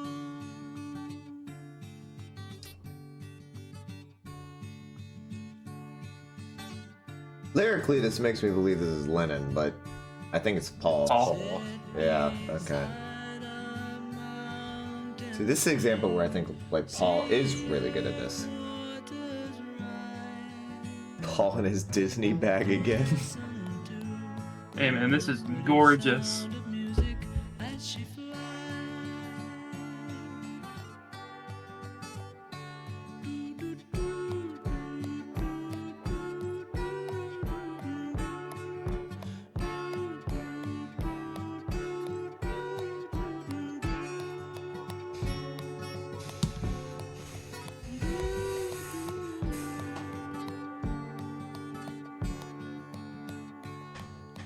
Find me in my field of grass, Mother Nature's son.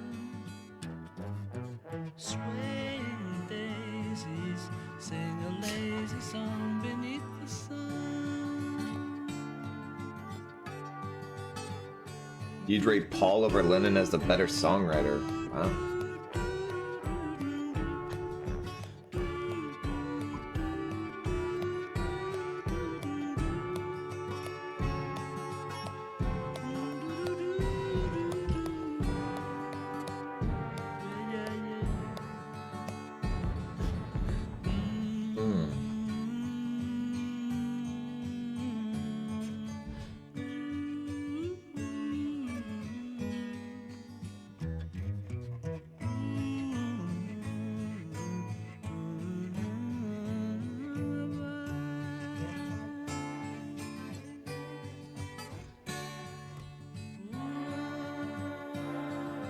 Mother Nature's son. Some of the prettiest acoustic playing on this album. Yeah. Lyrics are very nice. Gets me in a tranquil kind of mood. Really nice vocal performance. It's very simple, but it's done extremely well. It's in one of my little favorites right here. I'm Ooh, feeling a 9. 9. All right, damn, Cole. Yeah, super pretty song. Very catchy, great melody writing from McCartney, and some of his better lyricism on this album. Throw it a 8.5 to a 9. 8.5 to a 9. Yeah, this is a very pretty song, and wow, an example of where Paul McCartney can get into his sort of John Lennon element with the lyrics and really give a passioned, sort of emboldened vocal performance, and have some beautiful lyrics to back it up with an instrumental that is just peaceful, tranquil, and pretty, and has all the fixings that you would want in a very Beatles-esque pop song that gets into a lot of I said peaceful stuff. I mean, from start to finish, it's very lovely. I even like the big booming like doom doom thing at the near the end of the song. I think that adds a lot to it. It's a great little push on it, which I love. I'd even say the instrumental might be better than Paul's vocal performance here. I don't know. I like it a lot. I'm gonna agree with Noah. That's a 9. That's a really good song. All right, we have Everybody's Got Something to Hide Except Me and My Monkey. I don't know what to think about this song.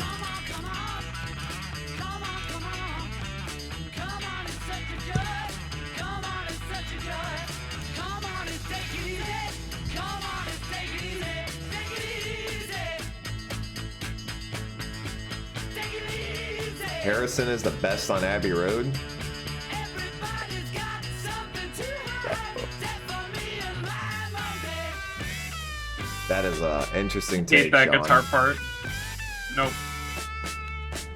It's a pretty damn good title. The higher you fly, the higher you fly, the deeper you go.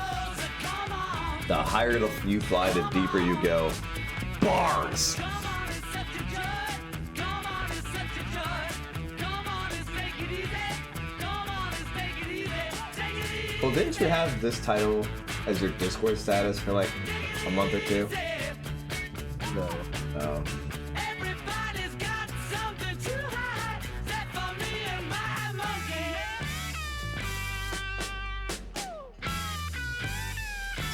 Squeaky ass guitar. Your inside is out when your outside is in. Your outside is in when your What are these lyrics? come on. Oh man. Come on and set your joy. Come on and set your joy. Come on and make The sitar is a top 3 instrument ever. it easy. Make it easy. Good lord, That's a that lot is of hot horrible takes coming take. out. A lot of that hot is an takes. atrocious take. The sitar is an annoying instrument. It's not even good.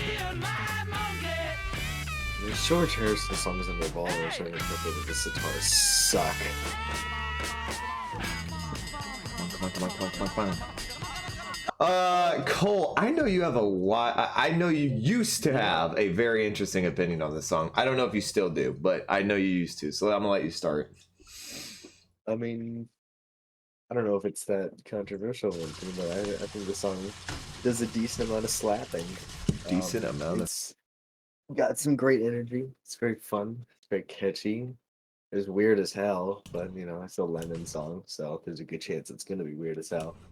But I think it's, you know, a lot like I don't think that of a song. I just think it's very fun and very catchy, in a weird and a fun way. So I'll give it an 8.5.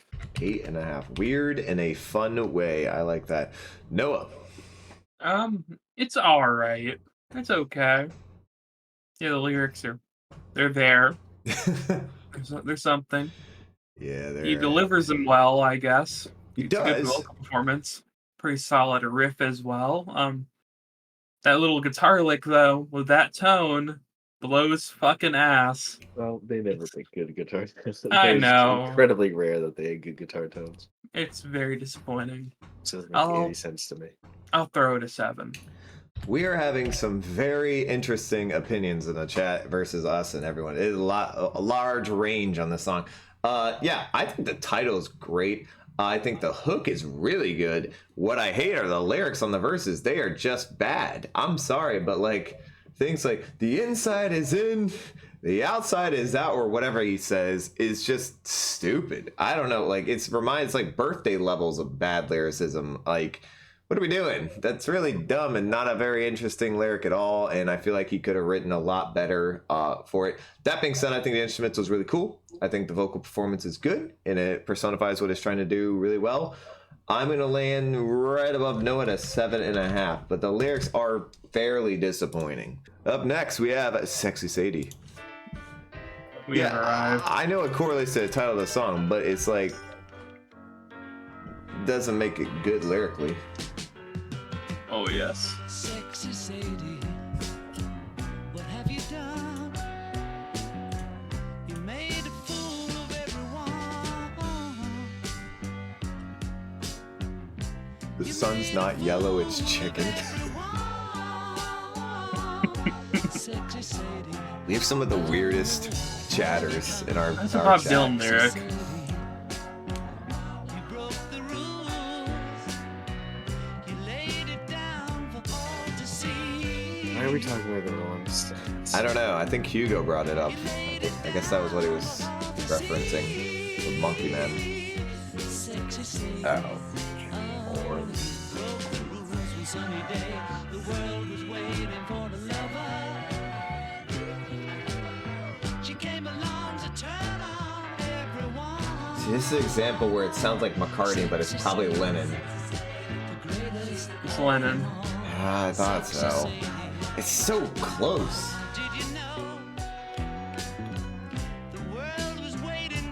I'm just gonna say I will go first. I demand it. Yes, sir.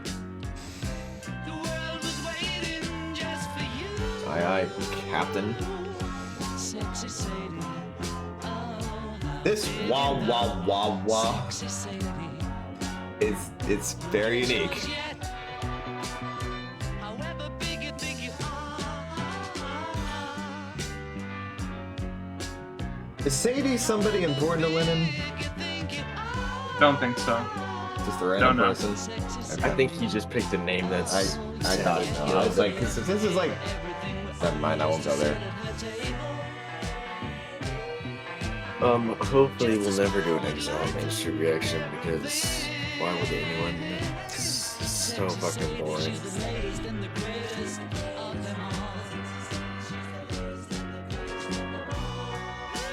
Hmm.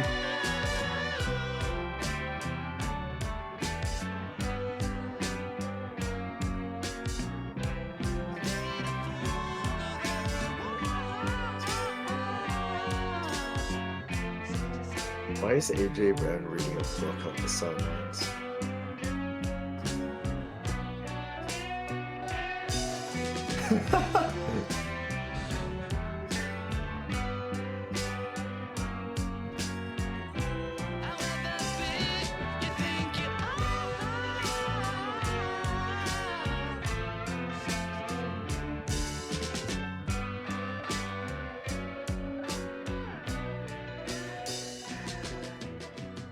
Sexy Sadie. Boy, this is an absolute banger. Really interesting little chord progression there that I enjoy a lot. Easily one of my favorite vocal performances on the album. Love the backing vocals. Love the little instrumental section at the end. This is easily one of my favorite songs on the album. Wow. This is a 9.5. Wow. Fucking love that song. Wow. That is way higher than I thought you would go. Holy. All right, Cole. Please don't. Please don't. Please don't. Okay. I don't even want it. All right, fair enough. Go ahead. Good God, I don't want it. Well, I do like this song. I don't know if I like it quite as much as Noah does. You really But like it's it. it's a cool song. Nice melody writing, good vocal performance. You know, I don't really have any problems with it. I just think there's like definitely several better songs on this album than this one. But I'll throw it an 8. It's a nice song. I'm definitely gonna lean more towards Cole here. I'm surprised Noah loves the song as much as he does to consider it one of the best on the album. I'm a little kind of confused about the lyrics. Maybe I don't quite understand exactly what he's so in love with on this song. I mean, if it's some random chick, okay, that's cool, I guess. I don't know why he finds it so, you know, with the lyrics he goes into just don't really mesh with me. I don't really get it. But that's okay. The instrumentals are definitely different one we've had than the rest of the album. It's got a little difference of like way of different tones, I think, than they've had throughout it.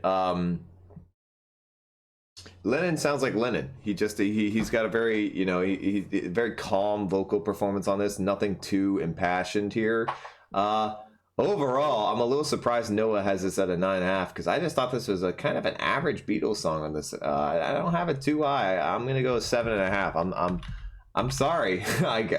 All right, boys, we've made it. It's Helter Skelter time. Okay. We're already overrating it. When I get to the bottom, I go back to the top of the slide. Where I stop and I turn and I go Please don't take us down on this song. to the bottom and I see you again.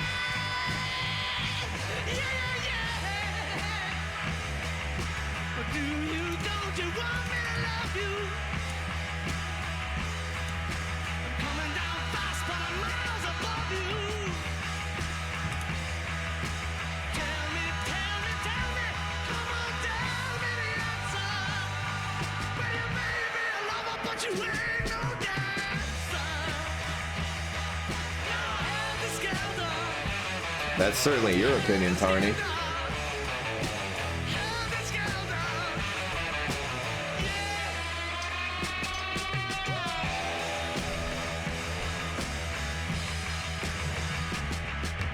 Will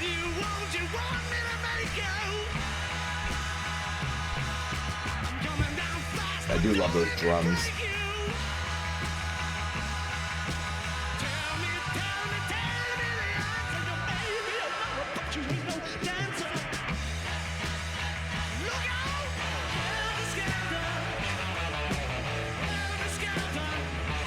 That is an amazing guitar lick. Oh, God, you're so right about that. This is not a metal song, Sean. You're completely wrong, Tarny. About that, sorry. When I get to the bottom, I go back to the top of the slide, and I stop and I turn and I go for Okay, this drop is pretty hard. I'll say that. It is pretty hard. God, that is just awesome. do you, don't you want me to make you Oh, man. Love every second of that. fast, but don't let me break you. Tell me your answer.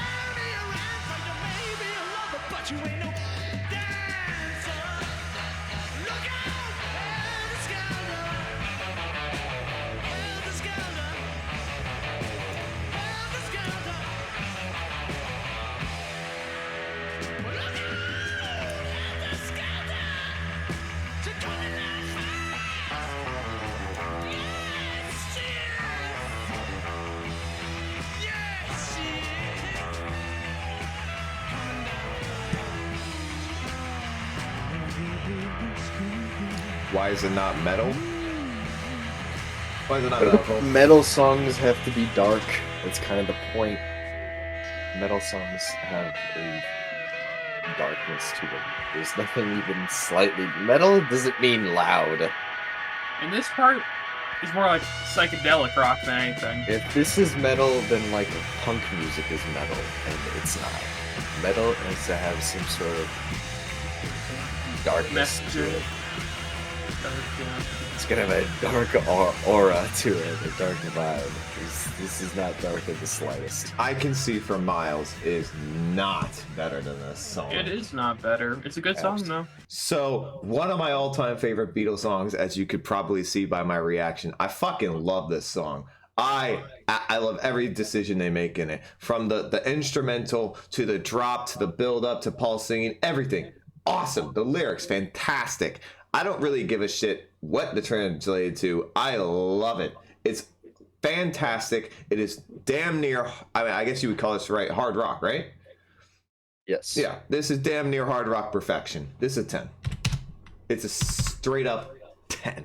My opinion on Helter Skelter is that I'm not really sure that there's ever been a better hard rock song ever written, honestly.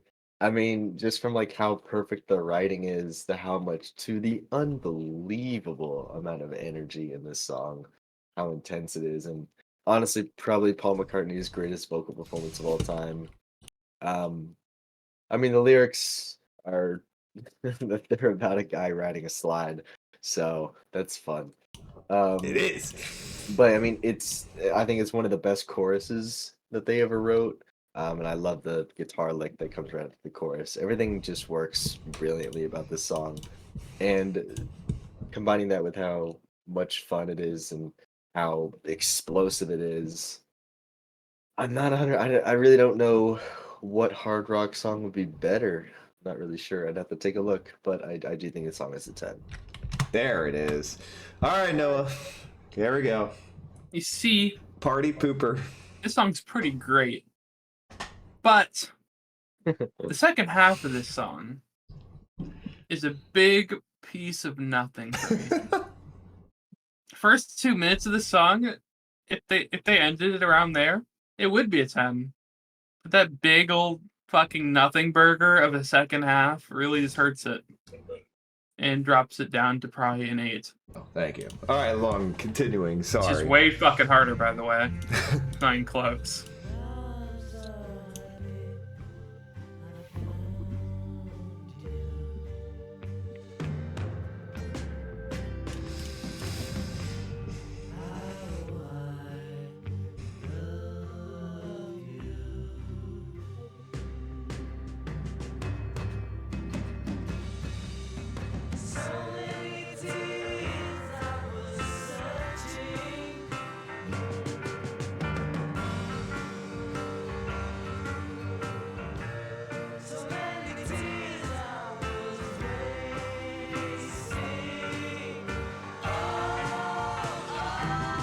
something with the production here that I'm not digging.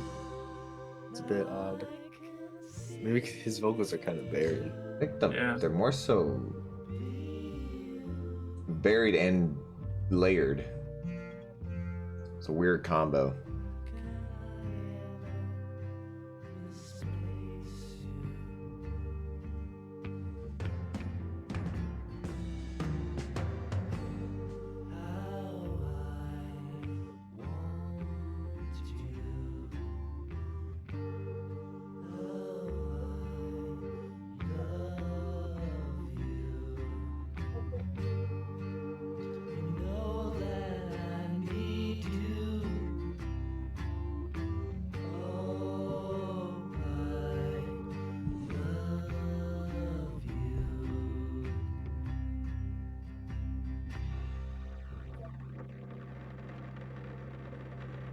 I don't know why we need this.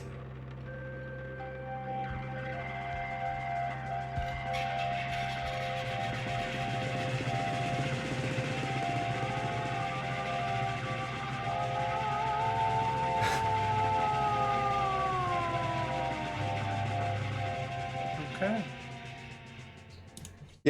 Yeah, this is a beautifully written song. The only complaint I have is the same thing these two have, with the vocals being sort of behind the production and all. And there's just a production issue overall. Everything else is so pretty. It's so beautifully written and beautifully sung too. I think it's fantastic, and except for the outro, like I don't get what the outro is doing. I don't get why that needed to be that long, and they did that for a relatively short song. It's only about 2.5 minutes of actual singing and instrumental. I'll give it an 8.5. I do wish the vocals had been a bit better chosen though. Colt? Not chosen, production. Kind of some psychedelic leaning on this song, which I think is really cool. And really well written, catchy, solid job by Lennon. I mean, yeah, there's something a little bit odd about the production, but it doesn't bother me too much. I would give the song an 8 to an 8.5. 8 to an 8.5. Noah. Yeah, it's a good song. Kind of has a similar energy to something like I'm So Tired, Yep. or just kind of dreary. Big fan of the keyboards or whatever that is going on in the song. I think that sounds really good. Good melody writing, good vocal performance. Just wish I could hear it, but more. 8. Okay, Revolution 1. I take 2. Okay. God, the other version of this song crushes this. It's so weird at the end of this album.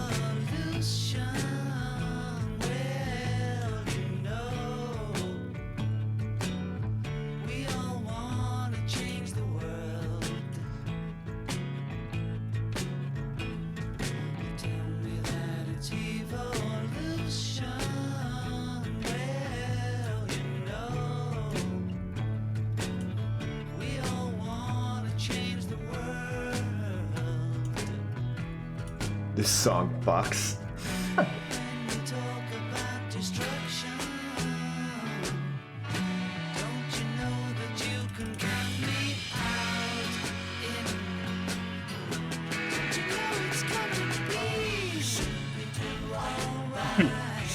I like the horns. I despise Scooby-Doo us? this Scooby-Doo us. Poisoned.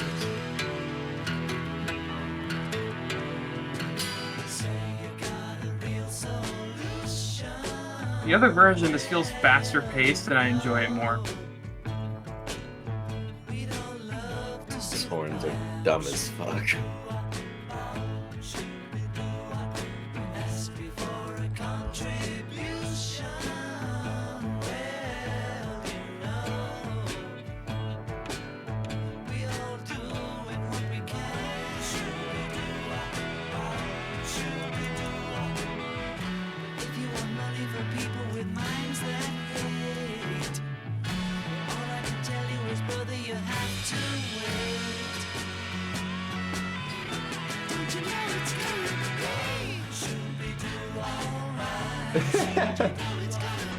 everyone is just like a knife in my stomach.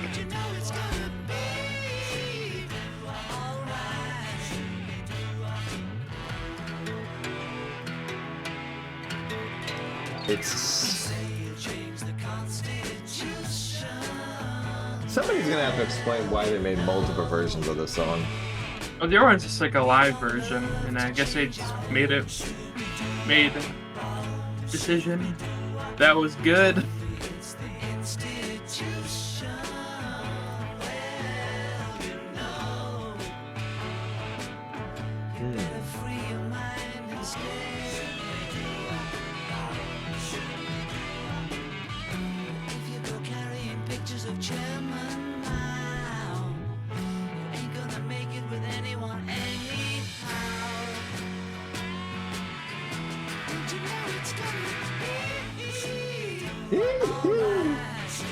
Sounds like Michael fucking Jackson.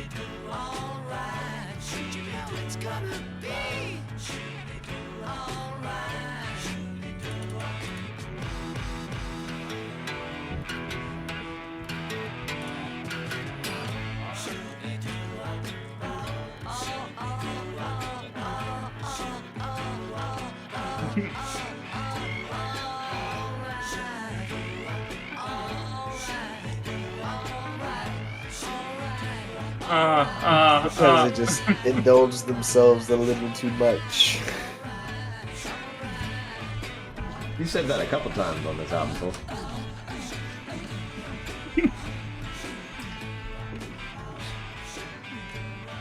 But it is hard to defend at the end here, especially. I think I like Revolution 2 better. One big issue I have with this is just it feels like it goes at a snail's pace. Well, it is so 4:15. Hmm? It's 4 minutes and 15 seconds. Like, Yeah, and it feels longer. Yeah, it does. And then another thing is I feel like they need to pick what energy they want to do this song at. They have this real heavy guitar, and everything else is just super soft. The vocals are super soft. I want them to pick between one of those things and just do it.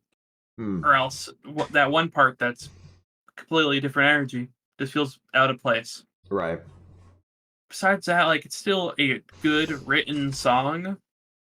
It's just the other one's way better. Why wouldn't I go listen to that one instead? This is like a 6.5. Well, you might not listen to it. I'll go real quick. You might not want to listen to the other one if you like doo-wop music. That could be your thing. So there's that. But no, everything Noah said is pretty much true. This is the weaker version by far. Even if this was the first one they made, the single version of the song is 8 times better on every level. Really am not a doo-wop fan, and so I'm not a huge fan of the doo-wops at all. It doesn't fly with me. I don't really like it very much. There are some cool elements like the horn on this one that's a little different. Yeah, I do enjoy the horns a bit, but overall, for the majority of this, is just a weaker and less good version, in my opinion, of the single. So I'm gonna join Noah with a 6.5. Cool. Hey guys, you know that really cool song we made with one of, like, at the time, one of the craziest guitar tones of all time? How about we ruin that fucking song? How about we make every part of it worse? Yeah, it's a great idea. Let's put it on one of our albums too. Yeah, that'd be awesome. Totally rad. Every Shooby Doo Wop is a dagger in my ears. It's just cancer. I can just feel cancer growing in my brain. Wow. I hate that. Yeah, I'm gonna give this a 5. Honey Pie. Again, I hate this intro. The rest of the song is cool though. Yeah. Oh boy. There's like 4 songs that applies to. It's so weird. In the USA. Sounds like the intro to some shitty musical song. And if she could only hear me, this is what I'd say.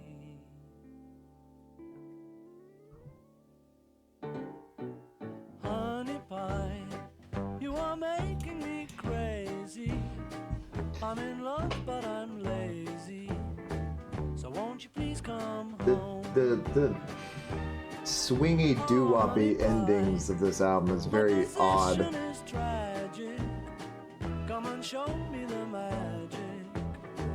of your Hollywood song.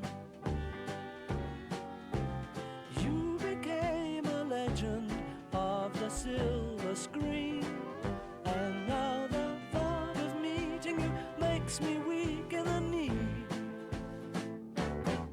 Oh, honey pie, you are driving me frantic. Sail across the Atlantic to be where you belong. Honey pie, come back to me.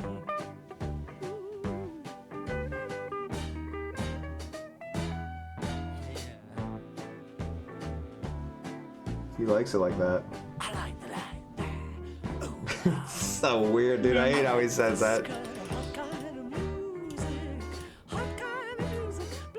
Maybe I shouldn't have said that some of these songs have a bad intro and then turn to a good song. Because I don't know if that's what this did. Same guy who made Helter Skelter. Kindly send her sailing back to me. Now, honey pie, you are making me crazy. I'm in love, but I'm lazy. So won't you please come home? Come back to me, honey pie. Jordan Love, you suck. You're terrible. Brutal end to the Fucking awful. brutal end to the season. I am so glad I didn't pick your jersey. You are worthless garbage. I think I'm gonna like this one a little bit more than you guys. Mm. Yeah, the intro is a little corny. A lot of this song is corny, but I like the melody. I think it has a good melody, and it's solid lyrics as well. He does some weird little things in it that are all questionable, but besides that, I think the song carries on pretty well and doesn't stay around too long.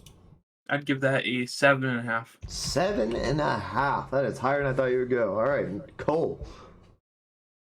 I mean, after you get past the terrible intro, it turns into a decent song. It's still a little too close to musical theater for me.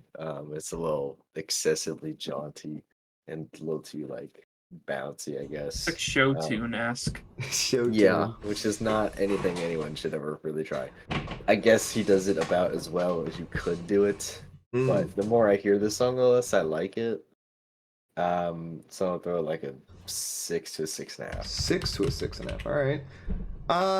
Yeah. So I don't really have a whole lot to add other than what Cole said. It's show tuney. I don't think that's anywhere near the best the Beatles can do on that type of front either. If you're gonna make a song like this, I feel like they could add a lot more energy to it and get a lot more, or not a lot more, a lot better lyricism as well. Paul just sounds like, I don't know. He just sounds weird on this song. He sounds like he's like too happy, if that's a thing. Like just something odd about the way he's singing. It doesn't really fit with Paul as much, or maybe it doesn't really fit with the song itself. I don't know, because the album has been so different for the most part than this, and then he throws this one at the end. It's like it doesn't really fit with it. I know the album goes all over the place musically, so I guess it kind of fits in somewhere. Yeah, I kind of agree with Cole. 6.5. All right, Savoy Truffle. Takes I've heard about this song. I know exactly what you're talking about. Lord. That's some real lore right there. Ain't it?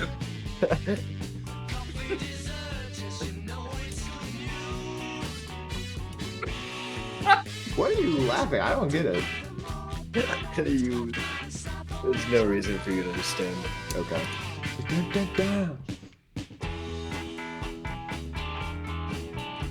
Cool cherry cream, nice apple tart.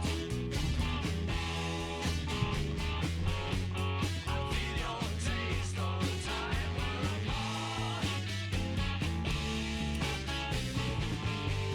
Coconut fudge that blows down those moons.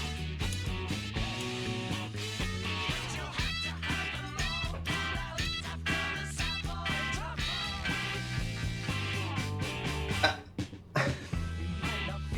Nothing they talk about sounds remotely good tasting. I really have a hard time believing they made an entire song about sweets or desserts. Don't like this tone. Not a fan. Almost strikes me as like annoying to listen to because it's just right there and it's ear piercing, kind of, but not loud enough to be. Yeah, the way it's panned does not help its case. No.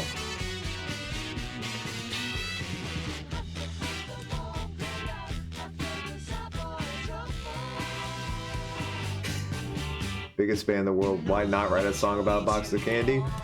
I mean, you can clearly sell it, so I guess. I feel like you could probably find something better. We do all know Abla Diabada.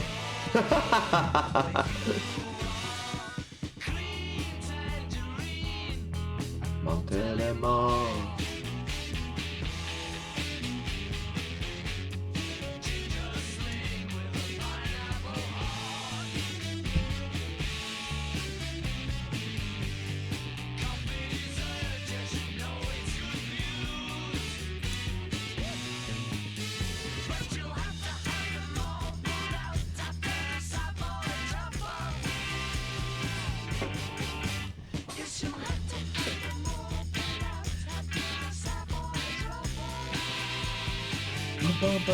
Buzz. This song is interesting because it has a lot of cool parts. It's got the I really like the little lick he does on when he's going Montelemon. He's got a little French lick to it. I love that addition to it. I do like the dun dun dun dun parts. Instrumentally, it's got some really cool parts. It's got some down parts. The lyrics are weird. I mean, it's just a little song about desserts for the most part that they try to make into some type of like sort of metaphorical type of thing, but it doesn't really flourish the way I think they thought it would. Vocally, I think it's pretty good for the most part. I don't really have any issue with it. Nowhere near the highest of the album, but it's not bad.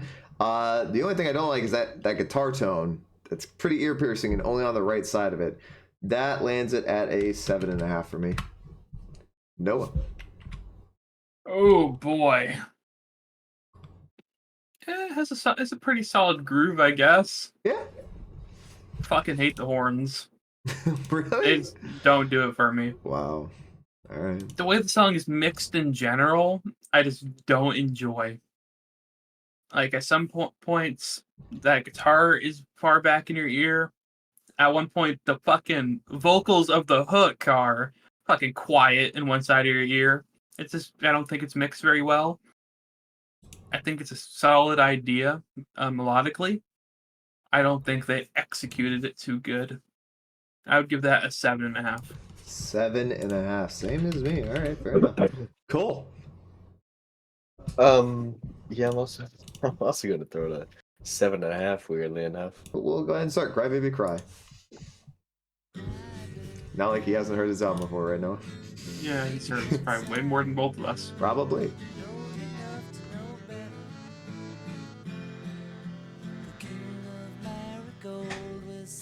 Kitchen, cooking breakfast for the queen. The queen was Can we skip it anyways? Yeah, I know, that's what I'm feeling.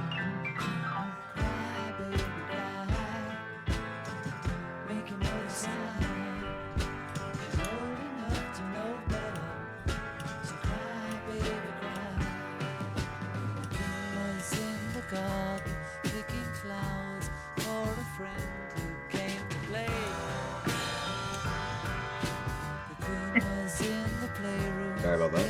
Pictures for the children's holiday.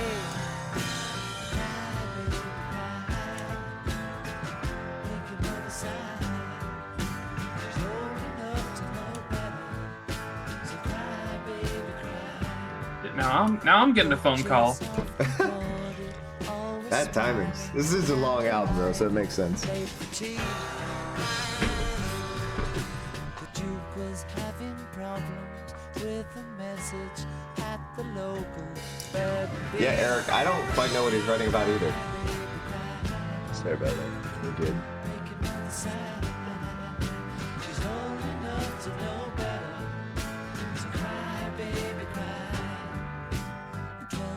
right. Welcome back, boys. Both on the phone It's all call. about a phone call at the same time. No, was that phone call also from your mother? Yeah. Especially by the children all around. Cry, baby, cry.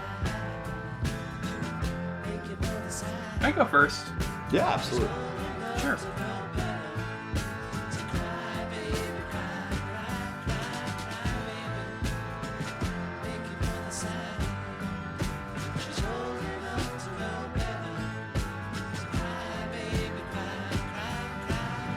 Is this Lennon?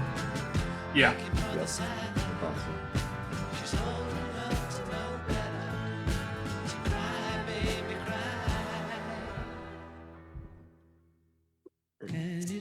That's Paul. Is there a Forgot reason about for that. this outro? There's a weird, like, really good outro to this song. I think Right? it's really good. You love Paul's song at the end? Alright, I guess you guys like it. Somebody does. This song is great. It's got a great melody. It's got a nice little descending progression, which I guess I just have a hard on for those. Apparently, I'm a big fan of those. Whenever I hear one of those, I'm locked in and I'm ready for a bit of a banger. This one does that. It's got a good hook as well. I enjoy the lyrics. Okay. This is like an 8.5. I really like this song. Wow. Yeah, I really tend to forget about this song's existence, to be completely honest, but it is really good. Like, it's got a lot of, it's very calming, and Lennon's vocals are fantastic. I love how he sounds on this. It's probably the only time where he's speaking softly and not like getting really into the song that he actually sounds really, really good, in my opinion. Julia too, but to a little lesser extent than this, honestly. This is really well done. The only weird part about this to me is the tambourine thing, the little thing. I don't really know if that fits with the rest of the instrumental, but it's unique, that's for sure. I'm gonna go a little higher and say 9, actually. That's really good. All right, cool. Yeah, I think it's probably the last really good song on the album. The last two are a mixed bag, to say the least. But yeah, really good melody writing, cool lyrics, and just a random, like, really good Yeah, with song the at outro, the what? end from Paul. I don't Apparently know there's what a that is. 3-minute version of it somewhere. I don't know what that is or where it came from, but it's really good outro to the song. They just slapped another song at the end of this one, but it's good. Yeah, 8.5. You guys win. Number 9. Number 9. I'm a Number bitch. 9. Oh boy. Number 9. Number 9. Number 9. Number 9. Number 9. Number 9. Number 9. God, they should use this at Guantanamo Bay. Number 9. Wow. They make them listen to like songs on repeat all day. This should be in the rotation. So sorry this is here, bro. You just slightly got outvoted.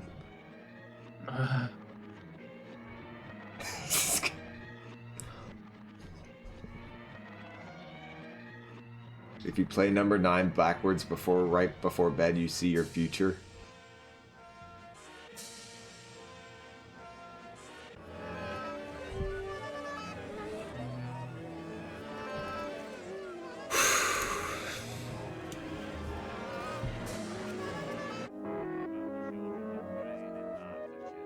Everyone of them knew that as time went by, they'd get a little bit older and a little bit slower.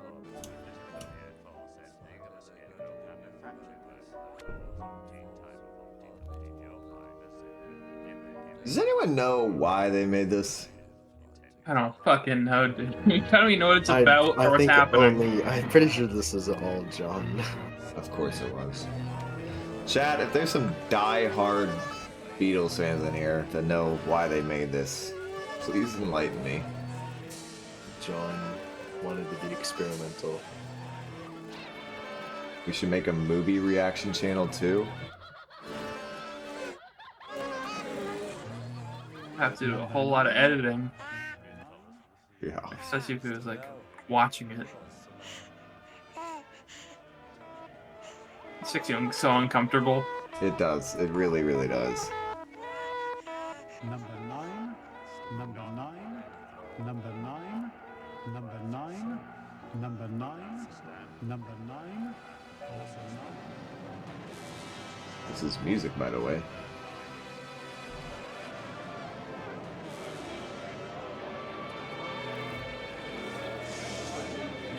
John's entire first album with Yoko sounds like this.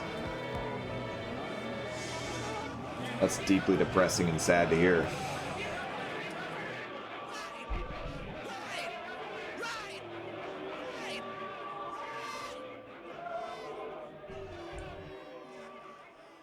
How many people in the chat? How many people in chat only stayed through this stream just to hear us listen to this one? 9, I want to know. number 9, This is much better than every Kendrick Lamar track. You know, Diamond. Never mind, bro.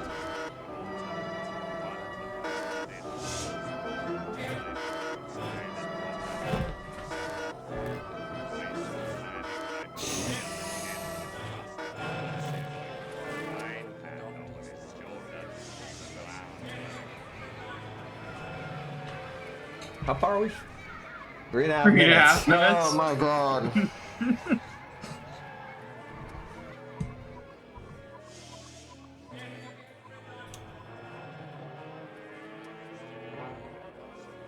With the situation, they are standing still upon the telegraph. What the fuck?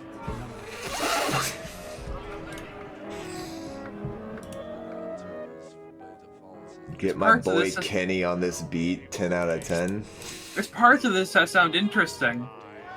Is And then there? this, This like the entire backwards playing yeah. music. The backwards playing music actually sounds like it could be The interesting whole- and lead to something. The whole thing sounds like field recordings to me. Yeah, it's just fucking sound bites. For whatever reason, it's just like a sound collage.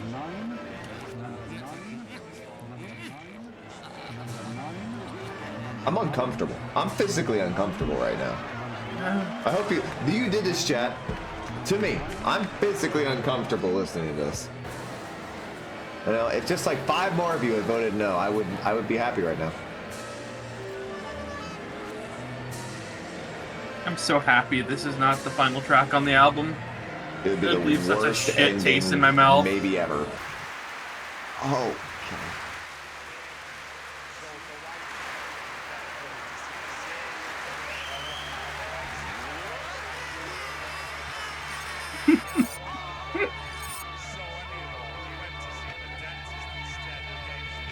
Oh.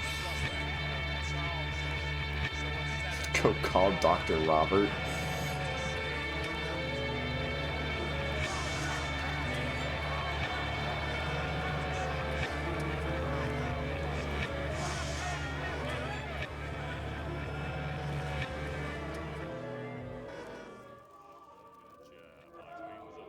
Cole's so bored he's trying to balance a Powerade bottle on his face. No, I just don't ever know, man.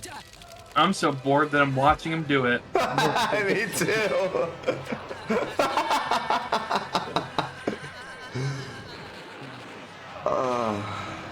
Thank you for reminding me, Hugo. I really wanted to hear that.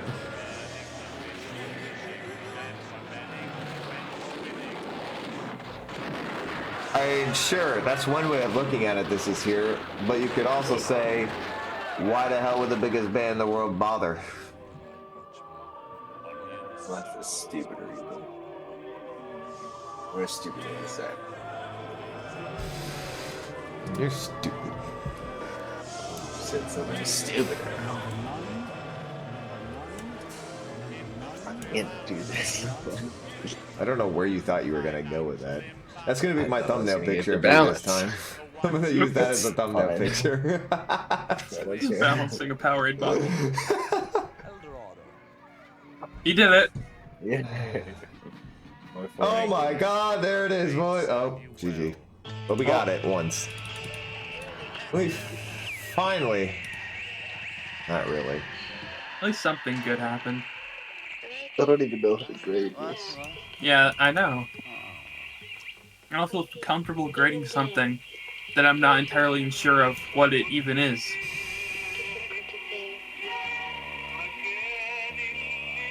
I mean, is this a song? I guess.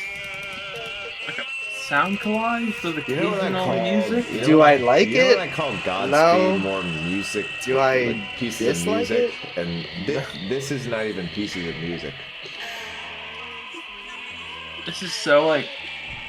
If there's anybody who unironically enjoys this, Oh, there's plenty.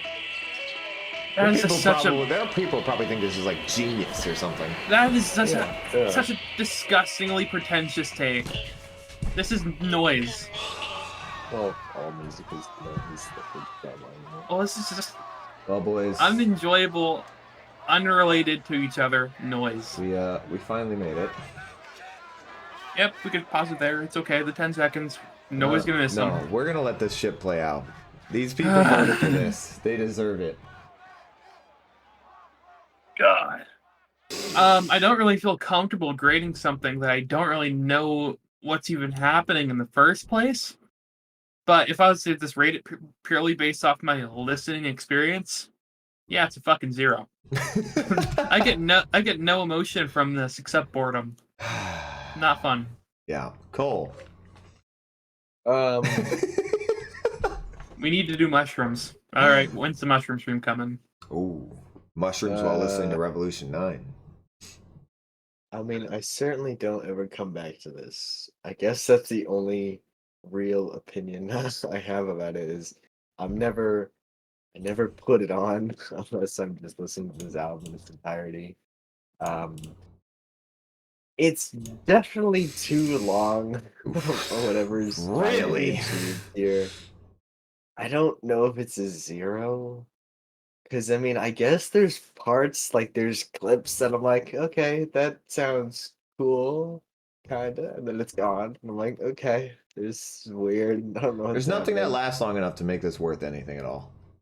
Yeah, I never have any desire to listen to it again, so I guess on that basis, I'll say it's not good. But I can't say that it's a 0 because I'm not, like, offended by it. Okay, that's There fine. I'll are- change my rating. Well, I'll throw it a 3. 3.5. 3.5. Noah, a are you 4? changing yours? I guess I'll give it a 3 because it's just fucking boring. Okay, now let me masterpiece. This bumps in the whip. Yeah, this bumps in the fucking whip. all right. All my schizoids. Let me just say this Revolution real 9. quick. To me, I have a really hard time rating this as music because it's not music. And if you think it's music, It is it's music. no, it is not. It's a Yes, it piece is. of. It's a piece of. I don't even know You what don't get to term it is. You don't But get this to say there it's is not. zero instrumentals happening here. There's really There's not, plenty of and there's not singing. There's spoken word, There's and actually singing in there. It's just I like mean, very maybe Okay, few clips. we're giving this too much yeah, thought. you're right. This is ass. I hate it. I will never listen to this again, and there is nothing good about it. So yes, I'm giving this a 0. All right, up next we have Good Night.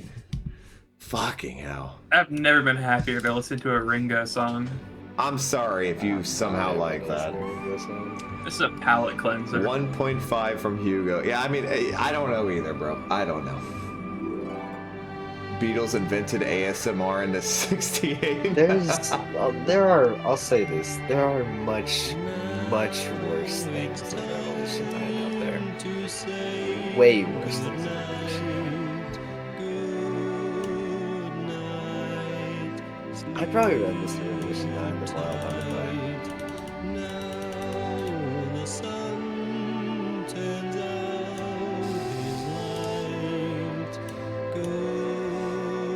Ryan, you should listen to John Cage 433. I don't know what that is. I don't know what that is either, but I know who John Cage is. Oh no, I know who John Mayle is. I don't know who John Cage is. So.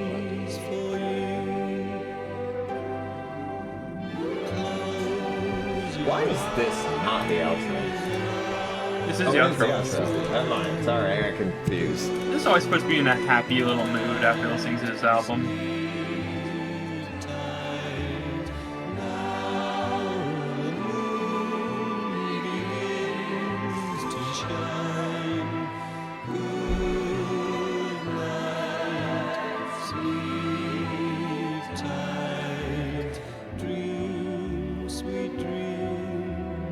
You see, if you had asked me, I wouldn't have said this was Paul or John. You're right. That's what I thought. I don't know who this is. Ringo. Ringo. He sounds way different.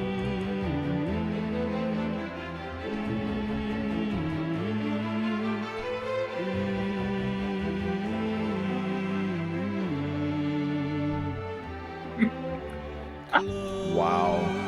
All right. Diamond always coming in with something, man.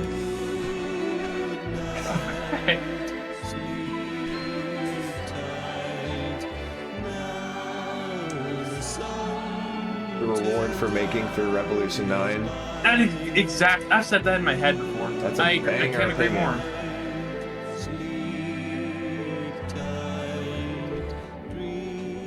Sweet dreams for you.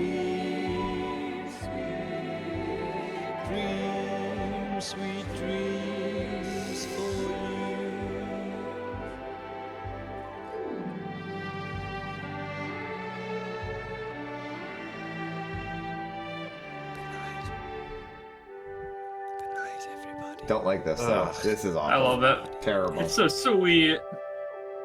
Love Back you, up. Ringo. Back up.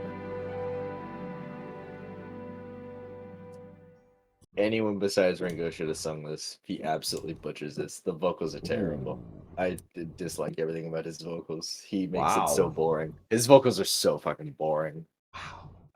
They're just really. I don't know why he sung this song. Damn. It would have been a good song if he hadn't sung it. 6.5, 7. 6.5 to 7. Noah. This is a nice closer. I think it's very pretty. Puts me in a nice mood. I don't think he fucking butchers it. You little ruins the song. hater. You I little fucking hater. Ever I open can't his understand you good night haters. It's just a happy little song. mouth with a really boring vocal performance. No, it's a very solid vocal Paul performance. McCartney should have sung this song. All right. Keep going. All right. I think the song's an 8. Ooh. There you go. All right. I'm gonna agree more toward Noah here. I think Ringo sounds far better on this than he did on his other solo, and it's such a beautifully done song. It may not be a beautifully sung song, and I do wish they had paid someone to probably fill in for Ringo. That being said, he did not butcher this in any way, like Cole said. I will give it a 7.5. It is very peaceful. It's very tranquil. All right, it is final rankings time. Finally on the White Album. Definitely our longest one we've done so far. If you've never been here before, we take our top 3 of the album. Now there is 30 songs, so there's going to be a lot of scrolling to go through. But then we take our top 3 of the album, we put them in order. We rank the album 1 to 10, and then we give our final thoughts on it. Noah, let's start with you.